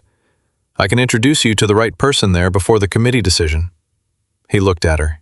The calibration again, measuring the distance between what was being offered and why. Sienna, it is a referral, she said, not charity. You would be taking on a credit relationship commensurate with the contract. It is standard practice. I know what it is. He leaned forward slightly, elbows on his knees. I am trying to figure out what the right way to receive all of this is. Receive it as professional courtesy between people who have a shared interest in a project going well. Is that all it is? It was the second direct question of the day, and she met it the same way she had met the first. Not deflecting, not reframing. No, she said. But that is the part we can name right now. He sat with that. The house was quiet around them, except for the girls and the radiator, and the thin sound of wind against the front windows. Okay, he said, the same word as before in the hotel. Just okay. But it had more in it this time, and they both knew that, and neither of them felt the need to say so. The introduction to Heartland Commercial happened the following Wednesday. Sienna made the call Monday morning, and by Tuesday afternoon had a contact name and a scheduled meeting. Because when Sienna Ashford called a bank to recommend someone, the bank moved at a speed it did not otherwise achieve. Cole went to the meeting in his work clothes as negotiated. Because she had been right that the clothes mattered, and he had been right that the blazer was wrong. And he came out of the meeting with a preliminary approval contingent on the Northgate contract, which was the correct order of things. He texted her afterward, "They want 30 days to formalize conditional on Northgate." She texted back, "That is standard." He responded, "Okay." She looked at the text on her phone and thought about how much information that single word was doing, and how that was its own kind of communication which she was still learning to read. Douglas Veland called Friday at 2:15. Sienna was in her office with the door closed. She picked up on the first ring. "The committee voted this morning," Douglas said. He did not have a preamble voice. He got to things directly, which was one of the reasons she had done business with him for 11 years. Barrett Construction is on the short list, 2 firms. The other one is Callahan Mead. She knew Callahan Mead. Large firm, 60 employees, 20 years in Chicago commercial construction. The kind of firm that won contracts by volume and reputation and rarely lost at the shortlist stage. What is the timeline on the final decision? End of next week. The committee wants a site visit to an active Barrett project. I told them the Harrington renovation was the relevant reference. They want to walk the east wing. He paused. The wall, Sienna. They specifically want to see the wall. She was quiet for a second. Then she said, I will let him know. One more thing. Douglas's voice shifted, which meant something personal was coming. Which with Douglas was always delivered in the same tone as everything else, with the single exception that he slowed down slightly. I have been in this business 30 years. I have seen a lot of people in that building in that meeting room making that pitch. And about 1 in 20 of them is the real thing. Not the performance of competence, the actual thing. He paused. Your guy is 1 in 20. Sienna looked out the window of her office at the November skyline, gray-blue and certain of itself, the way Chicago was always certain of itself. I know, she said. Good. Back to his normal pace. Have him available for the site visit Tuesday or Wednesday. My assistant will confirm. He hung up. She sat with the phone in her hand. She thought about a lobby alcove and 2 girls with sketchbooks, and a man who had looked at a problem in a wall and decided that covering it up was not a solution he was willing to offer. She thought about the feeling in her chest in that moment upstairs on the 3rd floor. Standing in the temporary light with the smell of cut concrete and the color-coded calculations on the wall. When she had understood that what she was looking at was someone for whom doing the right thing was not a decision made each time, but a baseline, a foundation, the thing underneath everything else. She called Cole. He picked up on the 2nd ring. She could hear the ambient sound of a work site behind him, voices, equipment, the particular acoustic texture of an active renovation. You are on the Northgate shortlist, she said. A pause, not long. Who else? Callahan Mead. Another pause, longer this time. She could hear him processing it, weighing it, with the same unhurried precision he applied to load calculations. They are a good firm, he said. They are, she said. You are better for this project. You do not know that yet. I know what Douglas said after the meeting, she paused. He said you are 1 in 20. The worksite sounds continued in the background. Someone called Cole's name in the distance, and he said, without moving the phone away, 1 second, and then was back. The committee wants to walk the Harrington East Wing, she said. Tuesday or Wednesday? Wednesday works better. We will have more of the finish work done. I will confirm Wednesday. A brief pause. Sienna? Yeah? Thank you. He said it simply, without the self-consciousness that usually accompanied gratitude in people who were not used to receiving help. Just the 2 words, placed cleanly, meaning what they said. Do not thank me yet, she said. Win the contract. He was quiet for a second, and she could hear something in that quiet that she was learning. The sound of a man who was smiling without making it visible, which with Cole Barrett was its own small, legible thing. Yeah, he said. She hung up and sat in her office for a moment with the peculiar quiet of someone who has set something in motion that they are not entirely in control of, which was not a feeling she was comfortable with, and which she was learning slowly and not without difficulty to tolerate. She thought about what he had said on Saturday. We are both bad at it, putting things down. She was beginning to think that some things were not supposed to be put down. Some things were supposed to be carried differently. Not alone. Not with the white-knuckled grip of someone who has decided that needing help is the same as failing. But the way you carry something with someone walking beside you, where the weight is the same, but the distribution changes everything. She opened her laptop. She had an email to write to the Northgate Selection Committee. A formal letter of introduction and reference for Barrett Construction Group. The kind of document she did not write lightly, because her name on it meant something, and she knew it.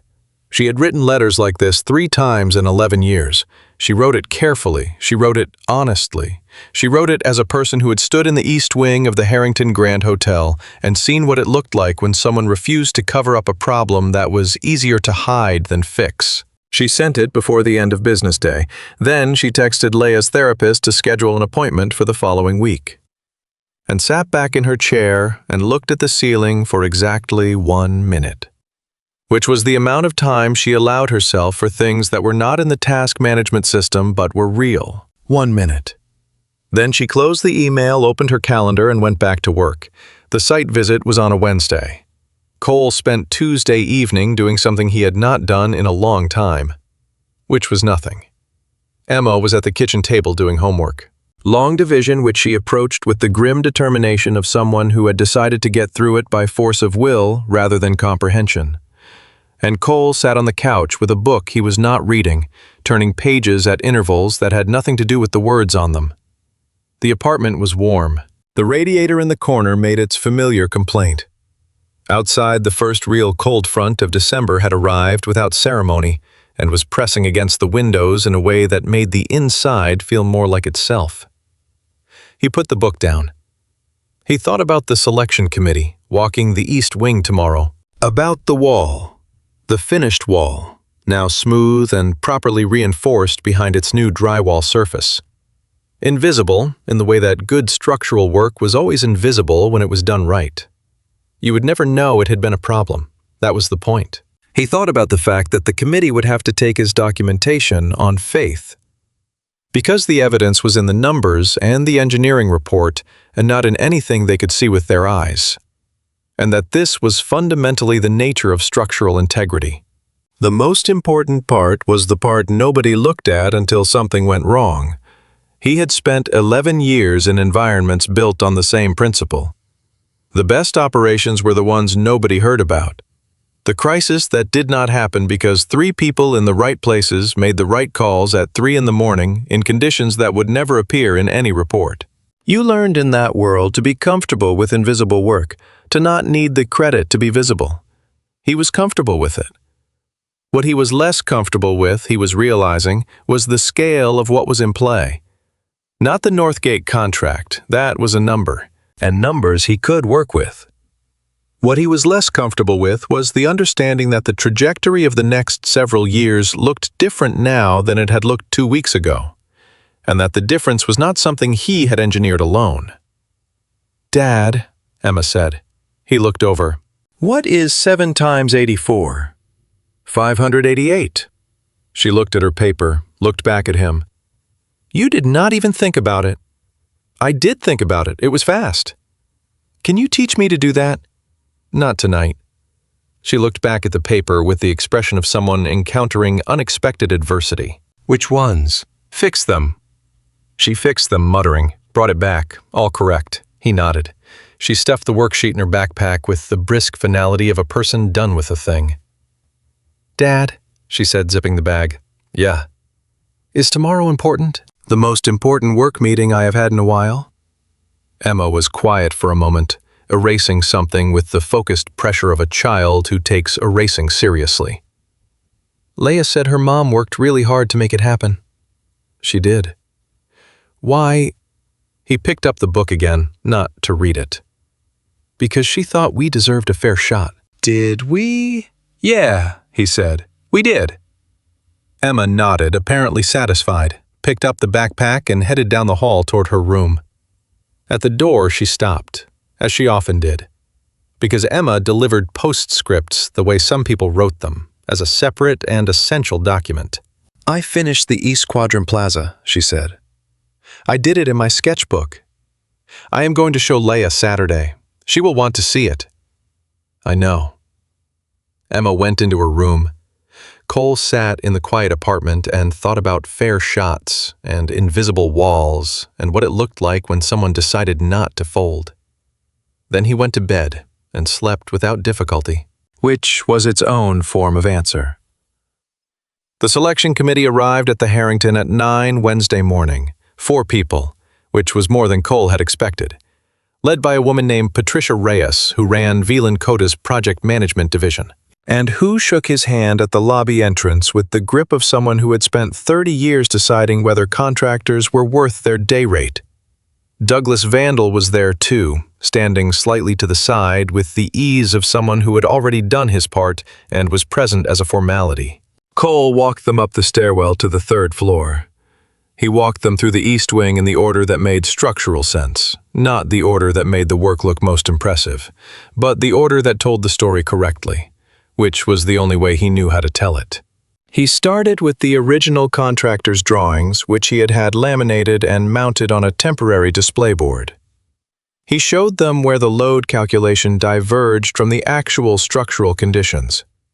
He showed them the documentation trail, his initial flag, the engineering consultation he had brought in at his own cost before formally notifying the hotel, the corrected design.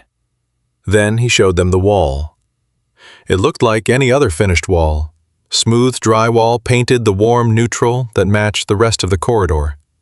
There was no evidence of anything unusual. "Everything you need to understand what is behind it is in the package," he said. The before documentation, the engineering report, the reinforcement spec, and the as-built drawings, all third-party verified. He paused. "What I can tell you is that the ballroom above this wall hosts 60 events a year. I do not know who is going to be in it in 15 years. I know I did not want to be the person who knew about a problem and left it." Patricia Reyes was looking at the wall. She had not said much during the walkthrough, which Cole had read correctly as attentiveness rather than disinterest. "What did the hotel pay you for the remediation work?" she said. "Nothing. The remediation was part of the scope as I defined it. They disputed the timeline impact. We are in the process of resolving that." "You absorbed the cost." "The cost of doing the job correctly, yes." She looked at him. "That is either very principled or very bad business." "Sometimes they are the same thing short-term," he said. "Long-term, they usually separate out." One of the other committee members, a younger man who had been taking notes the entire visit, looked up from his pad. "What is your current crew size?" 8 full-time. I run subcontractors for specialized trades, which keeps the core team stable and lets me scale for project requirements without carrying overhead I cannot support between contracts. Northgate would require significant scaling. I have mapped out the staffing model. It is in the supplemental package. Cole looked at him steadily. "I am not going to pretend I have run a project this size before. What I can tell you is that the management principles that work at small scale work at large scale. The only difference is the number of variables. I am good at variables." The younger man wrote something down. Cole did not try to read it. Douglas caught his eye from across the corridor. The briefest acknowledgement. A man watching something he expected to go the way he expected it to go, which was its own kind of information. They spent 90 minutes in the building. Cole answered every question directly, including the ones he did not have complete answers to, in which cases he said so and said what he would do to get the answer, which was the correct response, and which Patricia Reyes he could tell recognized as such. At the end, standing back in the lobby, she shook his hand again. "We will be in touch by Friday," she said. He nodded. "Thank you for the time." They left. Douglas lingered for 30 seconds after the others walked out, long enough to say quietly, "You did fine," and then followed them out into the cold. Cole stood in the lobby of the Harrington Grand and looked at the alcove near the corridor wall. The 2 chairs, the side table, the tall window with the gray December light coming through it. He stood there for a moment that was probably 30 seconds and felt like longer. Then he went back upstairs to finish the job.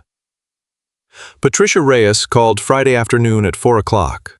Sienna was in her car, stopped at a light on Michigan Avenue when Cole's text came through. "They called. Can you talk?" She pulled into a parking structure 2 blocks up and called him back. He answered immediately. "We got it." She sat in the parking structure in the gray, concrete quiet and let out a breath she had not known she was holding. "Full contract," she said. "Full contract. 22-month timeline. They want to start pre-construction planning in January." He said it in the same tone he used for everything, level, factual. But underneath it she could hear something that the tone was working to contain, which was a man who had been carrying a weight for a long time and had just felt it shift. "Cole." "Yeah. That is the right outcome for the right reasons." "Yeah." A pause. "I keep thinking about my guys. Martinez has been with me 6 years. He has got 3 kids. I have been—" He stopped, restarted. "I have been not telling them how close things were for months, and now it is different. And I still have to figure out how to tell them about the months where I was not telling them, and I do not know exactly how to do that. Tell them the truth, she said. The same way you talk to the committee, the same way you talk to everyone. He was quiet for a second. You make it sound simple. It is not simple. It is just the right thing. She looked at the concrete wall in front of her car. And you already know how to do it. You have been doing it since I met you. You just have not been doing it in that specific direction. Another pause. Longer. I want to take you to dinner, he said. He said it so straightforwardly that it took her a half second to catch up to it.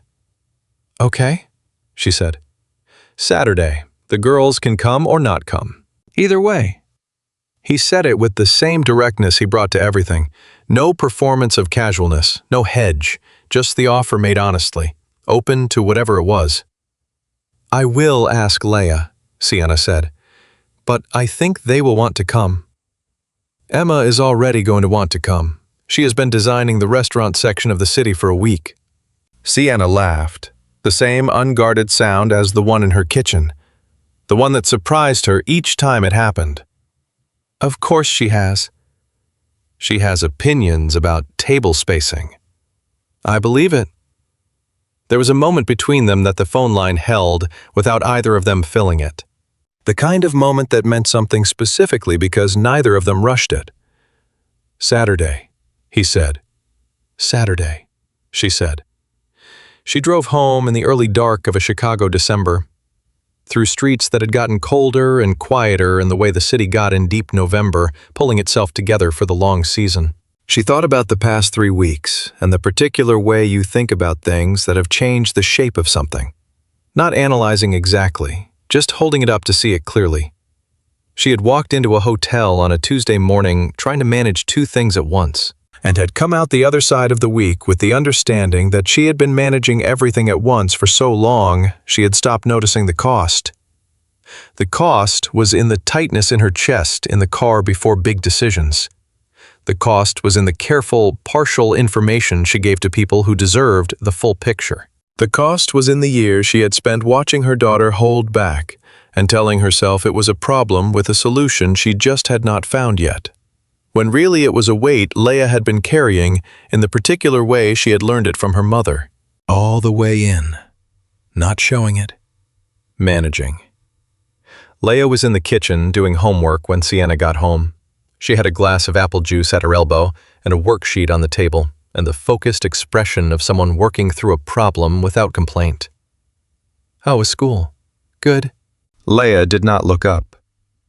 Miss Ferrara said my city drawing was the most technically accurate thing she has seen from a 3rd grader. She wants to put it on the bulletin board. Sienna set her bag down and looked at her daughter. What did you say? I said Emma helped and her name should be on it too. Laya turned to a new problem on the worksheet. Miss Ferrara said that was very mature. I said it was just accurate. Sienna sat down at the table. Cole got the contract. Laya looked up immediately. The big one? The big one.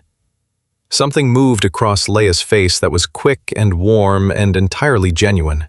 Emma is going to be so happy. She said she was worried. She did not say so, but she had the face she gets. What face? The one where she keeps talking about other things really fast. Laya turned back to her homework. She does it when something is bothering her that she does not want to talk about yet. Sienna looked at her daughter for a long moment, at the certainty and ease with which she had described her friend's interior world, at the comfort in her voice, the lack of any of the careful distance that had been there for so long it had started to seem permanent. You know her really well, Sienna said. We talk every day, Laya said simply. You know people when you talk to them every day.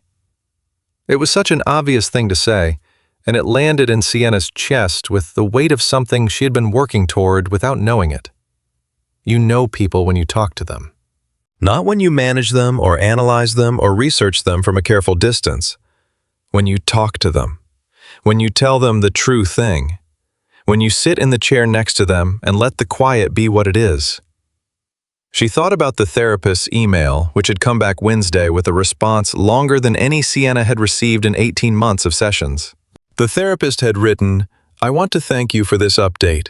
The picture you have given me is significantly more complete, and I think we have been working with an incomplete map. I would like to suggest a change in our approach if you are open to it. I also want to say what you have described about these interactions at the hotel sounds less like an external intervention and more like permission." Laya was ready. She found people who assumed she was ready. That is worth understanding.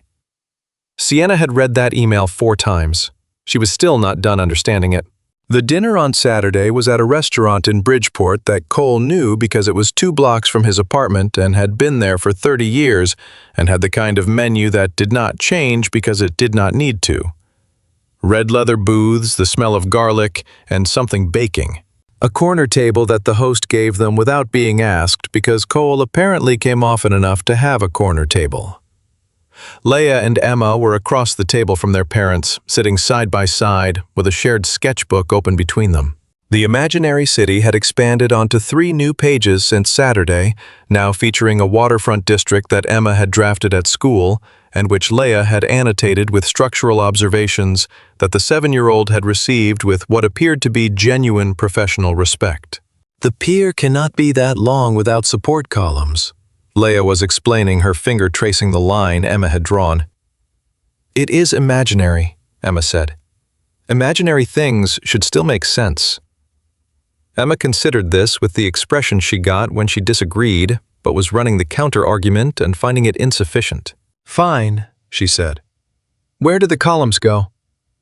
Cole was watching them with the expression Sienna had seen on his face a handful of times now. Quiet and complete. The look of a man who has something in front of him that he had stopped expecting to have and is not taking lightly. He caught her looking and did not look away, which she had noticed he never did. "They are going to do this for a long time," he said. "I know. Emma has never had—" He paused, choosing the right word. "She has always been okay with being the only person in the room who cared as much as she did about the things she cared about. But she was getting tired of it. I could tell she was getting a little lonely in it." Sienna understood that completely. "Laya, too." She looked at her daughter. "She has been in her own head for so long, even with the therapy, even with the work. She needed someone to just be in there with her." She looked up at Cole. "They found each other." "We found each other," Cole said. He said it evenly, not making it more than it was, and not making it less. She looked at him. "Yeah," she said. "We did." The food came and they ate, and the conversation did what it had been doing since a hotel lobby on a Tuesday 3 weeks ago, moving between things easily and without transition costs. The North Gate pre-construction timeline, what Emma's teacher had said about the city drawing, a question Laya asked about how buildings stayed up in earthquakes that Cole answered with a patience and precision that had Emma listening too, though she was pretending to be focused on her food. At one point, Emma said without looking up from her plate, "Dad, are you and Sienna going out?" Cole looked at his daughter with the expression of a parent encountering a social grenade in a public place. Sienna kept her face neutral. "We are out right now," Cole said. "The 4 of us." "That is not what I meant, and you know it." "Emma, I am just asking." "That is a question for another time." Emma looked at Sienna with the frank, evaluative gaze she had deployed in the hotel lobby 3 weeks ago. "I think you are good for him," she said. "He smiles more." Cole looked at the ceiling briefly. Laya, who had been listening with the attentiveness she brought to everything that mattered, looked at her mother and said nothing, but had an expression that said several things simultaneously, none of which required words. Sienna looked at Cole. He had brought his gaze back down from the ceiling and was now looking at the table with the careful expression of a man trying to determine how to proceed, which she found, against all reasonable expectation, genuinely endearing. "They are not wrong," she said. He looked at her. "You do smile more," she said. "I noticed. It suits you." He was quiet for a second, then the corner of his mouth moved in the way it did, which was not quite a smile, but was the architecture of one, and he said, "I could say the same thing." Emma looked at Laya. Laya looked at Emma. The communication between them was instant and complete and required absolutely no words. And then they both went back to their food with the satisfied air of people whose work here was done. The dinner ended. They walked out into the December cold. The four of them, and the girls immediately linked arms the way they had started doing somewhere in the second week, a habit that had arrived without ceremony and seemed permanent. Cole's hand brushed Sienna's once as they navigated the step down from the restaurant entrance, and neither of them moved away. And then they were walking side by side down the Bridgeport sidewalk with their daughters in front of them and the cold, clean air of an early December night pressing in from all directions, and the streetlights doing their thing, and the city around them being the city, which was to say present and indifferent and vast in the way that paradoxically made small things feel significant. She had thought for a long time that strength meant the absence of need, that you built yourself into something solid enough that nothing could move it. And you called that safety. And you called that success. And you kept the inventory of everything you had sacrificed to get there in a locked file that you did not open because opening it did not change anything. She understood now that she had had the definition wrong. Strength was not the absence of need. It was the ability to know what you needed and let it in without losing yourself in the process. It was the wall on the third floor. Not the cover-up, not the patch job, but the correct work done in the right direction, even when it cost something. Because the alternative was standing on a problem and not knowing it. She had been standing on several problems and not knowing it. She knew them now. She was working on them, one session at a time, one honest email at a time, one conversation with her daughter where she said the true thing instead of the managed thing. It was slow. It was uncomfortable in the particular way of things that require you to stop performing and just be the actual person, which she was finding was harder and more necessary than she had previously accounted for. Cole walked beside her without feeling the silence, which was what he did, and which he had come to understand was not restraint, but presence, the particular quality of a person who had learned through years of high-stakes environments that silence was not empty, that it had content, that what happened in it mattered as much as what was said. Emma said something to Laya that made Laya laugh, the full sound of it out in the open air, visible breath in the cold, and Cole turned his head at the sound, and she saw his face in the moment he heard his daughter happy and the other girl happy, and the two of them making it happen together. And it was not a complicated face. It was very simple. It was the face of someone who recognizes something valuable and knows it. She thought about a lobby on a Tuesday morning. She thought about a sketchbook page with a building on it and a child who laughed at something a stranger said, and a stranger who had not made a production of it, who had just listened and answered and let the moment be what it was. She thought about the particular kind of courage it took to do the simple thing when the complicated thing was more available, and how the simple thing was almost never actually simple, because it required you to believe that showing up honestly was enough, and believing that was its own ongoing practice. It was enough. She was learning. It was enough. Emma and Laya stopped at the corner ahead of them, waiting, still arm in arm, their breath visible in small clouds. Emma was saying something about the waterfront district. Laya was listening and nodding, and then saying something back that made Emma's free hand move in the emphatic gesture she used when an idea landed correctly. Cole and Sienna reached the corner. "Cold," Sienna said, which was accurate, and was also the only thing she needed to say. "Yeah," Cole said.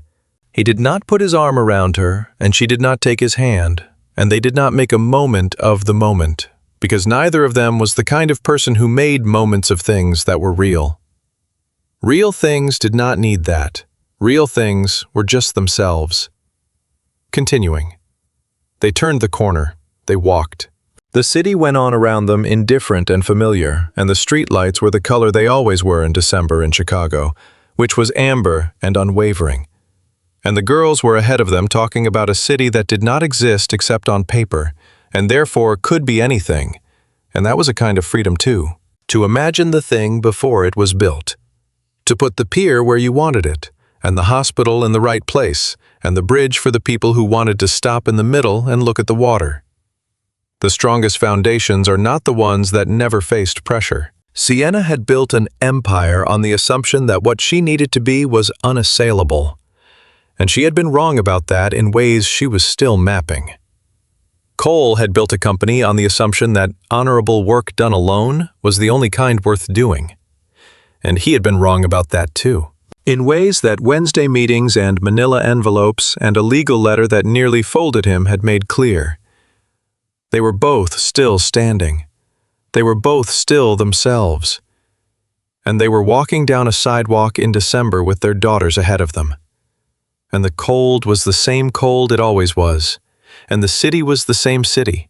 And something was different in the way that things are different when you stop carrying everything in the same direction and let someone walk beside you. Not because it is easier, because it is true. Emma stopped and turned around, walking backwards in the way children do when they want to talk to the people behind them without slowing down. Can we get hot chocolate? Cole looked at Sienna. Sienna looked at Laya, whose expression said, "Yes, obviously. Why are we still talking about it?" "There is a place on Halsted," Cole said. 2 blocks. "Is it good?" Sienna asked. "Emma says it is the best in Chicago." Emma, still walking backwards. "It is the best in Chicago, objectively." "Laya, you have only had it twice," Emma said, "and both times it was objectively the best." They went. The place on Halsted was small and warm and smelled exactly like it should, and they sat at a table near the window with 4 cups of hot chocolate and the city outside doing its winter thing, and the girls had the sketchbook out within 4 minutes and were working on the waterfront district with the focused energy of people on a deadline only they could see. And Cole and Sienna sat across from each other with their cups in the window light and the comfortable weight of an evening that had given them what they had come for without requiring them to explain what that was. Outside, the first snow of December had started. Not a real snow, just the tentative exploratory kind, the city checking whether it was ready. Small flakes here and gone, catching the amber streetlight for a second before disappearing. Laya saw it first. She looked up from the sketchbook and pressed her hand flat against the cold window glass and watched the flakes with the private, complete attention she gave to things that deserved it. Emma looked up too. Then she picked up her pencil and in the corner of the sketchbook page in the margin outside the imaginary city drew a small, careful snowflake. Then another. Then handed the pencil to Laya, who drew one too. Then another. The 2 of them filling the margin with small, imprecise snowflakes that were nothing like the real thing, and were exactly right. Cole watched them. Sienna watched him watch them. Some things you do not name until they have been true for a while, and the name is just confirmation of what you already knew. Some things you walk toward one quiet moment at a time, without a blueprint, without a guarantee, trusting the foundation because you have looked at what it is made of and you know how it was built. She knew how it was built. She picked up her cup. Outside Chicago, let the snow decide what it wanted to do. And the snow came down soft and without urgency.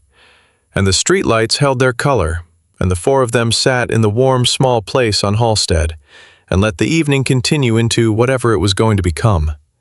Unhurried. Present. In no particular rush to get to the part that came next.